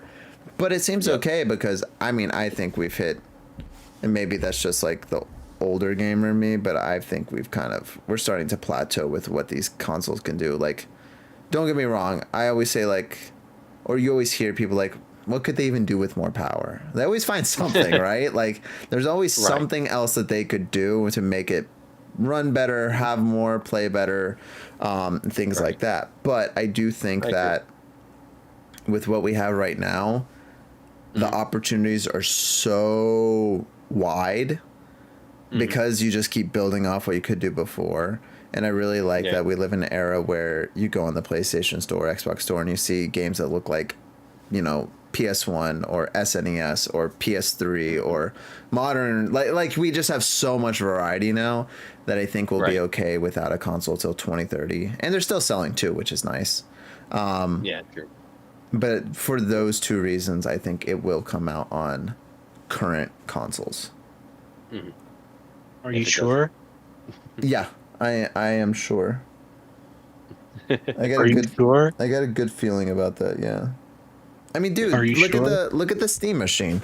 Like, they announced that, and then they've been terrified to release the price and release date because Valve knows they had to raise the price on the Steam Deck to something. What is it? It's absurd what it is. Yeah. Like, thanks, Trump. Let me see what I think it's quote unquote sold out right now. I don't even think they have it on the front page anymore because Yeah, it's not been. So what is Nothing. chat talking about? Well, nobody really popped in the chat, but we were just talking about Persona 6 coming out. Yeah, a Steam Deck is $789. Let me tell you all That a is little the story. cheapest model. Yep, no thank you. And then the You know next who model else? is at 950. That's insane. Mm-hmm. I'm sorry, go ahead, Levin. So let me tell you a little story. Papa Squat, let Big Papa tell you all a little story. Back in the days when we wondered, does Kingdom Hearts 3 even exist? You remember, before this, with Kingdom Hearts 4, it felt like Kingdom Hearts 3 was never going to come out. And that is pretty much the JRPG GTA, where it just comes out once in a generation. Well, it was that in Final Fantasy 15, yeah. It was like, when are these Yeah. two games coming out? Yeah, and we've actually gotten like Final Fantasy 16 since then, right? So, Which is crazy, yeah. and then with the remake, I'll let it pass that they haven't made another one since. It's cool. Wait, are we at 17 now? Yeah, 17 is the next Yeah, one. Yeah. So like you see, feels like Kingdom Hearts is now like the JRPG version of GTA, and Persona might be going in that same route too. That's what it feels But like back yeah. then, we were taking bets to see which would come out first, Kingdom Hearts 3 or Persona 5. And I was like, yeah, Persona 5's got it. And I was right. And now, with how long it took, I was thinking Kingdom Hearts 4 might actually come out before Persona 6. It's possible. We have more gameplay of Kingdom Hearts 4. Like, we have actual gameplay of it. So, yeah. I love how there is a funny meme. Do not show this to the PlayStation soy boys because they will cope and be like, my console so more, so get owned, nerd. So it's just like it's that soy jack where like he's in the cuck chair watching the girl on top of the other guy, and it's Kingdom Hearts, the girl, and the other guy is Nintendo. Is like, are you sure? Yes. Yeah. Yep. I'm excited. Sony bros in shambles. Sony bros. Yeah, I'm excited to see what consoles are gonna go. I mean, I don't think PlayStation's. I mean, there's rumors about PlayStation 6. It's coming soon, but with the whole, chip situation, I don't think they'll come out. And they'll still have no exclusive games to buy. Xbox, I feel like, is trying to get back in exclusivity. Okay, you got to give Xbox their flowers, man, because the grifters were already labeling the new lady CEO that she doesn't know what she's doing. They're just being misogynistic pricks. Yeah. Mm-hmm. But she has made it clear from the start that she's not giving up on Xbox like the other people, like the last people were. Oh, Phil. And with their little direct, I'm so glad. Yeah, it's a little cringy sometimes, but I can see the effort and I respect it. They're not giving up on this, and they're like, here's another 25 years. Will they make those 25 years? I don't know.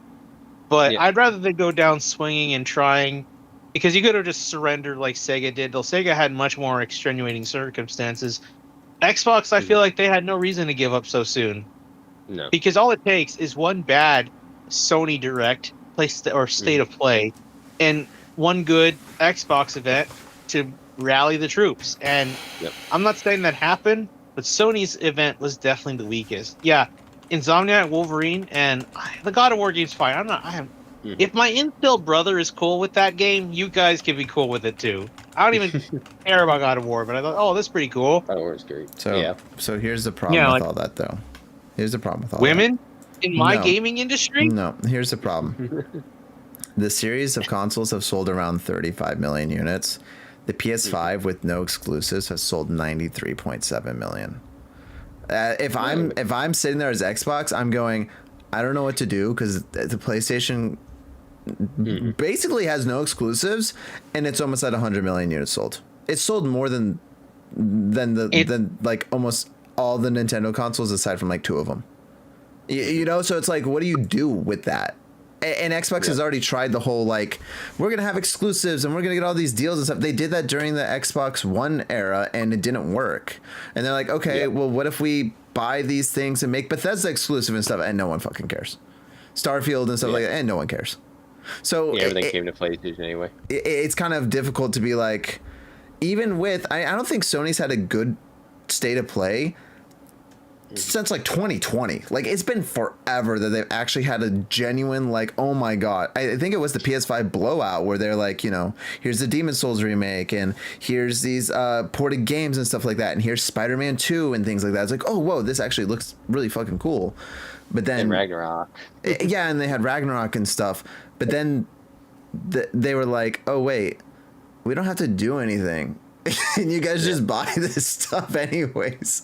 Buying it for the same games you can get on other consoles. Like you're playing Madden, they're playing your other sports games, Call of Duty, and like I don't know, man. Like I want to.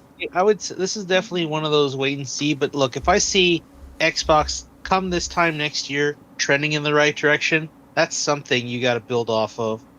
Yeah, I mean, I think they are trending in the right direction, but I also think at this point now, like, I mean, this gets way deeper than video games and stuff, but I think we're heading for something catastrophic with all this stupid AI bubble bullshit, because these companies are going to look at ways to recoup their losses. Like, I was just reading how Microsoft has lost huge amounts of money on their stupid AI thing. Like, no one uses it at all, and it's just a huge money pit. So what do you do as a company to make that up? Well, our gaming division that's been there for 30 years hasn't done shit for us. It's just been bleeding money. Let's cut it. Cut all those employees. Cut all that.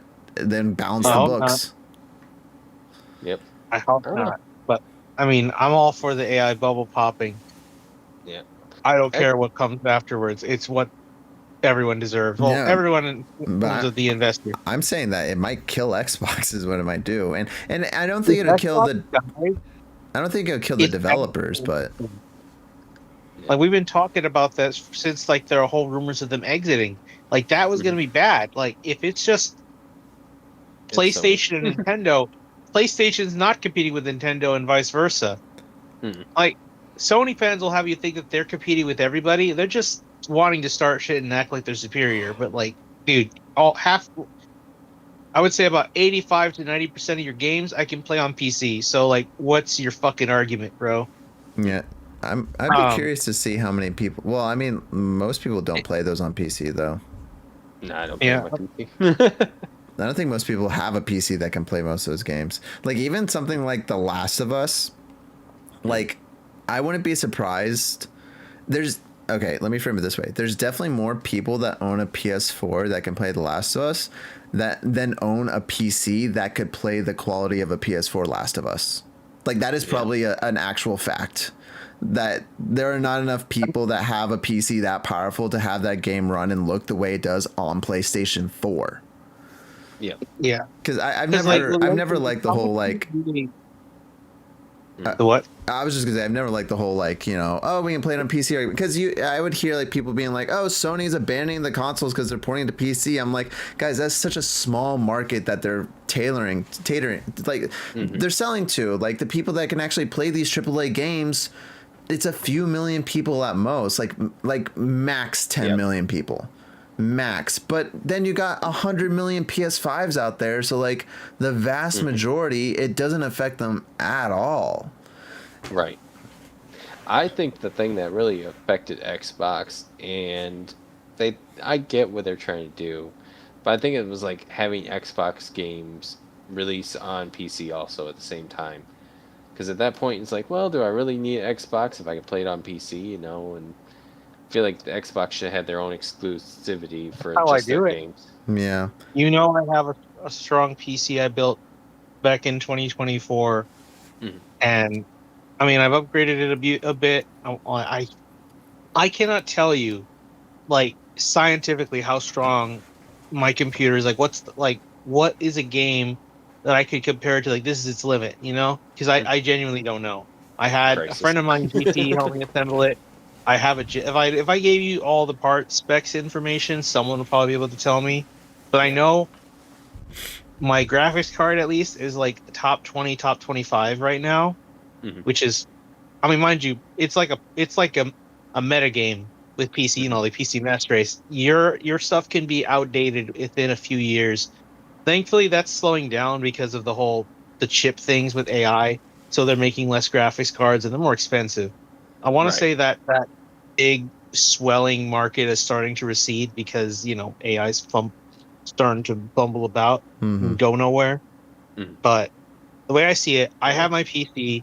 I'm totally content with it, and my only other console is a Nintendo Switch. I'm gonna get a Switch 2 probably next Mhm. month or August before the price hike. Which kudos to them for actually doing that, because most companies would just do it overnight, like Sony did.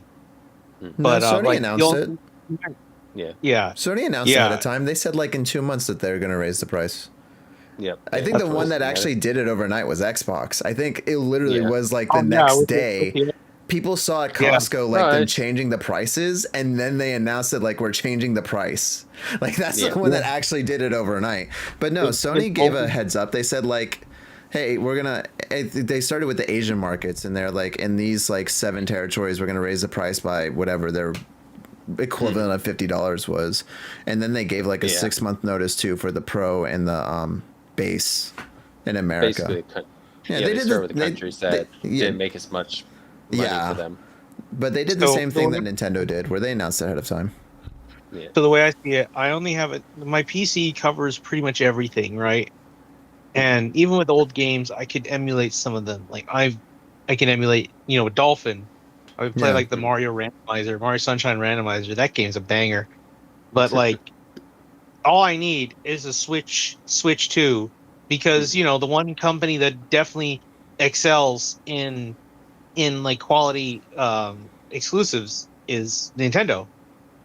And well, I I mean, mean, for me, they don't I think it's a little subjective comment.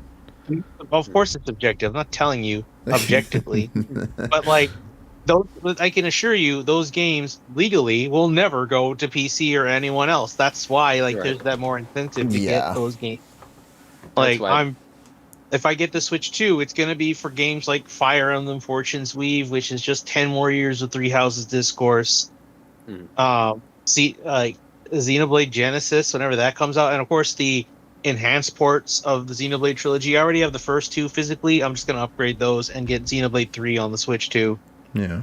which should be very fun. Like that's some banger games already. I And of think that's course, Ocarina of Time remake, which if I'm excited for an Ocarina of Time remake, given I've mhm. been a big hater of that game because of its fans, that should tell you something. Even I'm interested in this. Yeah. Says something. I think that with Sony now deciding to go away from PC gaming too, I think that's gonna They make have people to. decide what they want to do at that point. Because I mean, you don't really have many. Oh, at that point, it's like, all right, I can play GTA, 6 on whatever PS5 or Xbox or PC. I will But I will say though, just to not to options. sound like the Sony fanboy here, but as Mhm. someone who owns a Series X and owns a Switch 2 and has a pretty decent PC, like I have a 2080 Ti and stuff. Like this isn't it's not a joke PC. The Yeah. PS5 Pro is by far the best place to play games. Like any game that I buy, the PS5 Pro plays it the best by far. So there is something to be said. Now it's expensive as all hell. It's cheaper than a PC, but It is. it's still pretty pricey. But like Yeah. even if it doesn't have like those exclusives like it used to, it definitely is like not to sound like a commercial, but the best place to play for all these Yeah. third-party games is the PS5 I Pro. agree. Like when Revelations comes out, Final Fantasy VII Revelations, I know that the Pro version is going to be the best version by far, just like Rebirth was. Same for like Resident Evil. GTA 6 is probably going to have like a marketing deal with Sony, and it's going to say like runs best on Pro. I mean, everyone knows Rockstar Yeah. games are garbage on PC for the first 5 years. Like they do not come out optimized at all. So I think there's something to be said about that too. Of like, I know with home consoles, you put the game in, 99% of the time, it's going to be running great. And it's going to be exactly how it should be. PC games or games being ported to PC, infamously, half the time they're borked. And it takes them 6 months just to be optimized in some sort of way. So I think there's something to be said about like how these home consoles can continue to thrive. And with Xbox, man, I just don't know. Like watching the Xbox showcase, The most excited I got for were games that were coming out on other consoles, like Persona 4 Revival. I'm like, cool. I'm not playing it on Xbox. I don't care. Yep. And all their exclusive. Now, I will say, Fable looks amazing. Fable Yep, that's looks coming on PS5. amazing, but Does look pretty good. it's going to be on PS5 and it's going to be on PC too. All their other games look like the same games they've been releasing since 360. I'm like, oh, there's Gears of War and there's State of Decay and there's Halo again.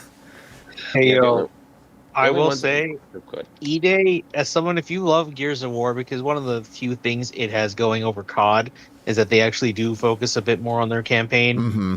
and it's more memorable because the characters are more memorable than fucking Matt, covered up face soldier number 22 or whatever. I don't know. I mean, Modern Warfare had some guys that were really cool, of course, but like you don't care about the campaign for Call of Duty anymore. That time period is gone. So like, I'm glad there are still shooters that do have a solid campaign for single player while still having a good multiplayer or something. And of course, Video E-Day is going to be on PC. I won't get it day one, but I definitely will pick it up one day because I actually do want to get Gears of War Classic. Well, I used to play those games with my brother when he had his Xbox 360. Yep.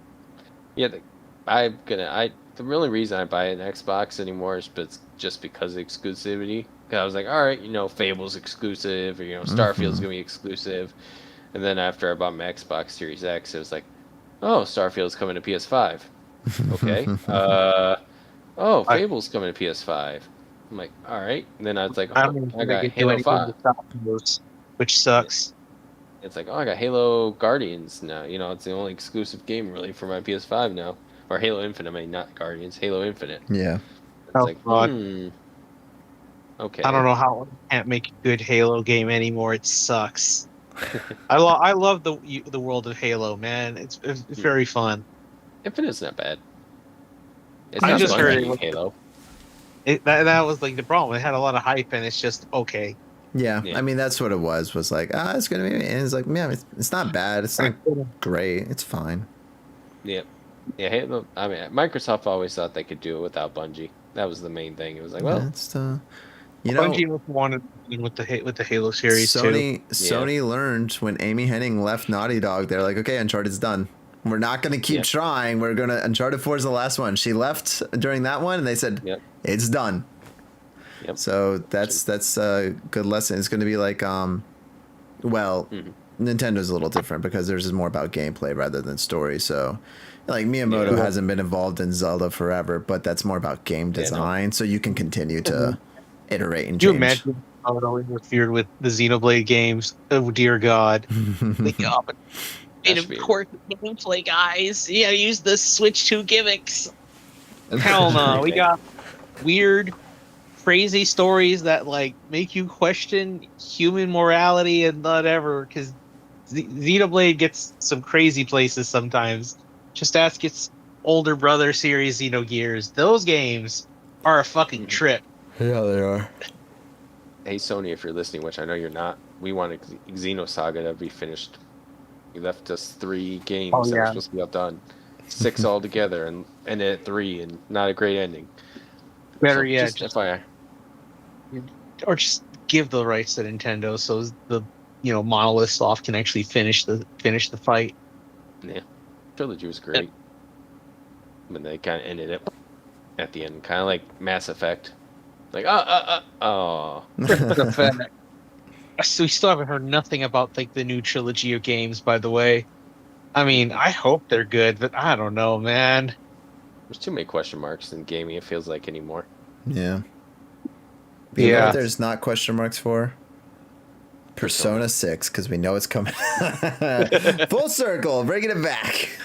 Yep, please don't know when. Persona 4, baby. 10 more years. Yep, please don't know when it's coming. Look, did they announce a release date for Persona 5 or Persona 4 Revival? Yeah, February next year. Okay, yeah, that's for 2027. That's I will take the entire week off so I can be there in Inaba back home where I belong. Yeah. Dude, I'm excited. I can't. I know the streets like the back of my hand, man. I know the characters To be very well. fair, it's like 3 streets, but no, I hear you. Dude, it's a small town vibe. You know it well. I mean, you know how long it feels like it took for me to finally get like a Kamurocho and Yakuza, or and then especially with Persona 5 because there's just so many different areas. Like, Oh my yeah, you got gosh. Young and Gentle, but now Yeah. good luck. Like, I get fucking lost in Shibuya sometimes, especially the train station. Uh huh. And I'm so glad I have the quick travel because oh dear God, I would get lost in there Dude, if you put me there. the beginning of that game where like, okay, now do like go to line B and then line A, and I'm like, what are you talking about? Somehow I always end up doing it, but I'm like, I feel like I shouldn't have been able to do that because that is confusing. Yeah. I feel like if we threw you in the real world equivalent and told you go to the Young and Jaya line, like where the fuck I can't read Japanese. Yeah, Yep. I I know would, they got some English, but like where the fuck do I go? whenever I go to Yep. Tokyo, I'm just gonna walk everywhere. I'm be like, I'm just gonna Google Map. Well, I'm too scared to go on the train. Yep. It's gonna be like, oh my God, it's Persona 5. It'd be It's like just my enough. time in New York City when, dude, every time we got on the subway, we went the wrong way. Every time. Oh, no. Wild. I went to Chicago a few times and ended up I hope on the Yakuza subway 9 and did takes well. place in New York. Let Ichiban go to New York, bro. That'd be sick. Now, I just have a last random question for you guys on Persona. Do you think if they ever made Persona a TV show, that would do well? Well, they have made a TV show. Kind of. I mean, they've made an anime. Only one of them's been good. And I still hate only that one. Excuse me. How dare you? You better be talking about Trinity Souls, or I swear, I'm gonna come over there and have a talk with you. Andrew, I'm in the house like carpet. God, Oh, I can't believe they fucking botched that music. Cause like I do like the OPs for both of Trinity Soul. I like them a lot. Uh huh. They also have a cover of the ending credits theme from Persona 3 as well. Pretty good. Yeah. because I feel like Agreed. they could build a lot, like a like a whole, like let's say they ran with Persona 4 story. I mean, just that as a TV series, A live like action? I don't know, man. I don't think it would. Persona 4 or Persona and anime in general kind of go hand in hand. Mhm. It's kind of like they're kind of conjoined at the hip. Can't take one away from the other, if you ask me. I mean, Yeah. there are live action JoJo's on like Japanese Netflix, and they look like whatever. If I'm being honest. Yeah, They I have understand made stage reproductions of Persona, and Yeah. those are interesting. Those are interesting. One of the cool things, especially with the Persona 5 one, is that every time they go to a different place to do their little show, the protagonist has a different name. Yep. If you go to the wiki, I believe they have every single different stage name used. I love that actually. That's amazing. It's fucking Well, So- go ahead. no. I was saying like it would be better as an anime, but I think they've only ever got it right once, and I'm still very critical of Persona 4's anime. Personally, I think that's it's just great. me. I love it. I love every episode and every second of it. I rewatch it all the time. I was actually watching it yesterday. I put in the Blu-ray and started watching it again because I'm just like, I oh, have the first volume. I never got the second one, which I wanted to because it had Yukiko on it, and it would have been pretty cool to have them together. do you know- Like one of the dream ideas, I have those two with their like figure counterparts in front of the boxes. yeah. It would have been. It was a cool thing because I have a Yu Narukami Figma figure from Ultimac, and I've been trying to get a Yukiko one, but I've been out of luck. Although maybe they'll make more given the remake, but who knows? They Right. will for sure. They did with 3, so yeah. they'll do it with 4. Yeah, they'll change a lot, or they'll bring out a lot of new things that, I mean, they'll have, And maybe they'll bunch even of different re-release the characters anime because that's another thing Yeah. that like it's so expensive, dude. Like I think like part 2 on the Blu-ray is like actually $200. nuts. Yeah, I just had the regular DVD. By the way, I didn't even have the Blu-ray. Like that's how early it was on it, and I just missed the boat for the second half. Yeah. Yep. Well, I am thrilled that you guys were able to show up. I know 11, it was kind of timing was weird, so you didn't get Freaking to time talk zones. too much about it. Yeah, right. Who does that? Who has time zones? Hate them. But I'll ask you guys one more Persona question each. But do you guys, whoever wants to go first, do you guys feel that Persona gets love and respect it deserves, or do you think it's not loved as much as it should be? I think they do get loved well enough, especially by critics. The only people that don't deserve it are some of the fans, because they are. I've said it before, I'll say it again. Never associate me with this fan base, because they say some of the dumbest shit. And I guarantee you, when 4 comes out, the discourse over characters like Naoto or Kanji, you know they're coming back. Those takes are coming back. I've already said my pieces on those characters many times. But like, no, these guys are gonna go like, this is my correct opinion. If you're wrong, you're a bigot or whatever. Bro, like, no. the way that Persona fans talk about Persona games, you think it's the fucking Bubsy series. Yeah. They're like, oh, this game's fucking trash. Oh, and it's like, terrible what? timing. I went down the wrong tube. Yeah. No. How do you feel about Persona? You think it's loved, or you think it's not respected? Yeah, man. No, I think even with the stupid critics, I always, and not critics, like, again, mainstream media, it's adored. Right. And it's like, honestly, it's one of the things the mainstream media actually gets right, and it's what introduced me to Persona was hearing old like Greg Miller on IGN back in the day on his podcast Beyond talk about Persona 4 Golden and stuff. Like, okay, I'll try this out, and sure enough, like, some of the rare times like critics were right, like, oh yeah, you were right, this isn't a fantastic game. Right. But I always assume the people who dog on it a lot haven't actually played the games. And the same thing goes for what Levin was talking about, like the whole Naoto and Kanji discourse stuff. If you play the fucking game, it's very obvious what they're doing. Very obvious. Right. It's not a thing. It's not social commentary on transgenderism.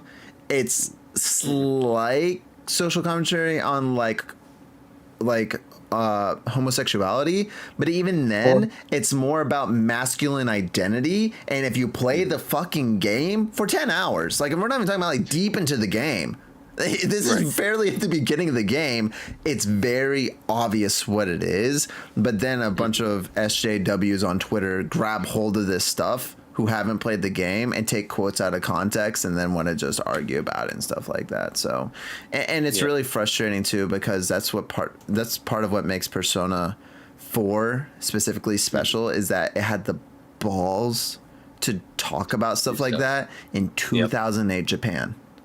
Like talking about a pretty conservative place, and they're like, nah, we're going for it. And they even had like the infamous deleted scenes of like, you could have romanced Yosuke and stuff like that. Like, they were experimenting with some stuff, and it would be interesting to see if that stuff does make it into the remake. I don't think it will, but I think it would be really cool if it did, because it just give more options, you know, like expand it more. And Japan is a different place now. I mean, Tomodachi Life just came out, and they have non-binary options right there, and anyone could get with anyone in that game. It doesn't matter. Right. So like the world is definitely a different place now. So it would be cool to see that stuff. And whoever wants to get upset with it, like, if you're upset that Naoto is a girl and she identifies as a girl even though she went through the whole thing, my answer to you is play the fucking game. Because there's a reason she was doing that. It wasn't because she didn't feel like a girl in a girl body or whatever. It's because she fucking wasn't getting respected at work because she was a female, which is a real thing that people go through. Nothing to do with transgenderism at all. Yeah, I agree. I hope Yukiko gets more respect now. Dude, ask for listen, I love Yukiko, but like, girl, get over yourself. You're inheriting this historical inn. Like, stop complaining. Want to go fucking Social Link, my guy, Go. just literally comes to that conclusion and decides to willingly take care of it. Yeah, but like, it takes her way too damn long. She's all like, I want to go cook and travel the countryside or some shit. Yeah, because she was just going off of like, what would I do to make me feel more satisfied with myself. No, So no, then, I actually, no, I like things it too. happen. It's less Yeah, it's relatable than some of the other ones. Like, I actually relate to Kanji a lot. I really like his whole character arc with, like, you know, because I like cute things. I like stuffies and things like that. So the whole, like, but it was especially in like that time period, like 2008 to like 2015, being in high school in that time of, like, you know, you go to school and of course all the jocks and stuff are like, oh, what the fuck is that anime shit? Or, you know, like, what are these keychains and stuff? And you do get picked on and bullied for that. So it was very, very relatable, and it was very disheartening to see. Now they all love Dragon Ball Z I was about and to say, shit like that. Fuck now you all. I it's know what you said. it's totally different now. Like, now you can like whatever the hell you want. Now if you don't have a Labubu, you're made fun of. So it's just wild how a 180 on social, like, comment, like, just the social cues and norms have shifted in the world. But I guess that's a roundabout way of saying, yes, I think it gets the respect it deserves. It's just people who haven't it's people who haven't played the game that disrespect it. They just take things out of context to push their own agendas. Persona fans playing their game, you know, that goes hand in hand. I And mean, why do it's- they hate the Because he's actually playing the game. He's doing more than 85% of the Persona fan base has and beating the game. Yeah, it's No, unfortunate, guys, but it's true that does not count. and I don't even mind. Like, I totally understand watching Let's Plays. Like, I've done that with plenty of games before, but I would never, and this is just me personally, because there's a difference when you're holding the controller and you're locked in. When you're watching a Let's Play, especially of like a 60-hour JRPG, dude, you're not fucking paying attention. Like, most of the time. You're like hearing things and like looking at things, but you're not actually like experiencing it, to kind of be cliche about it. Yeah, locked in is another good way of saying it. So that's kind of annoying too, of like, you know, if you said like, oh yeah, I've kind of like secondhand experienced this, it's like my wife will sometimes be like, oh yeah, I watched you play that. And then she knows about games because she watched me play it.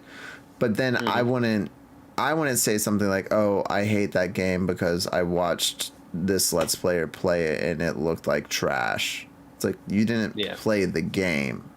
And you didn't make those choices, especially in a game that you make choices. Like, you make choices in Persona 4 and how you react to things. So, like, being upset that, oh, well, this went down this way. It's like, well, yeah, they made a choice to do that. Right. Yeah, like, if I'm if I'm watching somebody Let's Play a game, it's like just to see if it's something I'd be interested in. If it, you know, if I'm watching them, like, this is really cool, and I'm like, you know, drawn into it, I'm like, all right, I'm gonna go pick up the game. But it's like, you know, if I'm like, you know, I'm not picking me up as much, you know, I'm not, you know, drawn into this. Maybe, you know, it's not a game that I want to get right now, or maybe in the future I'll get, but I don't know. That makes sense, but but I want to thank you both for being on this episode. I know that Persona 6 hasn't got a release date yet. Persona 4 has, so we'll see how that one is. There's a lot more games this year that are turning either 40, 30, 25, 20. There's a lot of, you know, years, which is nuts to hear. Gaming's getting old. Yeah, it's Yep. we're getting there. It's a pastime now. Yeah, right. You know, but we're, I guess, we both are on a Persona, or doing a Persona podcast together. Where can they find that at? Well, the Persona podcast, which is recording right now, I've been live streaming the last couple hours. You can find that on youtube.com/thatoneandrew. That is where my podcasts are posted, and then also, I think now that summer break has officially started and I'm just a free man for the next 2 months, probably gonna stream some. I started a Let's Play of Persona 4 Golden like 5 years ago. I don't know if I'll do a Let's Play, but definitely Persona videos in the future. I do a lot of unboxings and like merch review and stuff. So if you're interested in that, you can go look at all that stuff. I got some things that, believe it or not, I've seen Persona fans, I'm using air quotes right now, you can't see because my camera's off, but people who have been fans of Persona for the last 5 years, I'm like, okay, And they like to call themselves like, I'm the biggest Persona fan. I'm like, no, you're not. But I have things that some people say are like, they'll say, I don't even think this is real. And I'm like, oh, well, I have it on my shelf right here, so I think it's real. Right. So if you want to see any of that stuff, you can check out my channel. Yeah. Levin, what are you working on now, and where can they find you? On Twitch, whenever I do have time to stream, I've been playing KOTOR 2. Hell You yeah. want to play Hell the yeah. best Star Wars experience? Should remake it. You have that one? Yeah, KOTOR 1 is probably the greatest Star Wars game, but KOTOR 2 is the greatest Star Wars experience outside the movies. Interesting. Yeah. I like Too that. bad KOTOR 2 I said is what needs to be said. It best. has the most profound moment in the series too. Okay, Fuck what Disney has no to do. spoilers, okay? Yes, I know. I'm just giving you the moment you actually want to play it. You're hyping it up right now. You make me want to go and play Will Yeah. I will be possibly streaming Persona 4 Golden at some point. I got a bunch of mods that are really cool. I got a music randomizer, as well as like an expanded music track list that plays some OSTs from the anime. Oh. Which is pretty cool. You know what I actually want to stream? I want to What? stream that Persona 3 Reload female mod. That is something I should consider as well. Because I've seen it and it's actually like legitimately good. Like the amount of work they've put in, it's almost insulting that Atlas was like, they made that excuse like, we don't have time to do it, but then people within a year modded it and it's like serviceable. It's ridiculous. Actually, it pisses me off because I've always liked the fem route better. Anyway, sorry, Levin. It came into my brain. I thought I had to say that. So cool. Yeah, dude. No, the mod. Oh, that's another thing. Why makes PC gaming also pretty fun, because if you can get a game with a healthy modding community, oh, you can get some crazy shit. Like, I mean, Golden's got some good mods. There's some good. I got some Persona 5 mods. Like one of them, my favorite one, the Coke Zero mod. It's every drink, like every bottled beverage, is replaced by a Coke Zero bottle. Which at first, like, this is just funny, but now, like, I actually do drink Coke Zero sometimes. So it works. Like, yeah. The advertising works. Enjoy the advertising, assholes. Now give me some. I'll take my free Coke Zero, or I'm taking my services to Dr. Pepper. Yeah. I can do Coke Zero, Dr. Pepper. I'm sorry. Ugh. I like both. Mountain Dew, if you're watching this, which I highly doubt, because I like Baja Blast. y'all can. I drink Mountain Dew like it's going out of style, so I'll take all your monies from Mountain. You give me that big red. Only Andrew might know what that is. Of course, I know what that is. Yeah. Big Red and barbecue, it goes hand in hand, my guy. Texas barbecue goes perfect with that. Well, I want to thank you all for watching, and thank you all for being here. And hopefully, the future will connect our social links again. Oh, I like that. That was good. Rank up. See y'all later. All right. Yep. Goodbye, chat.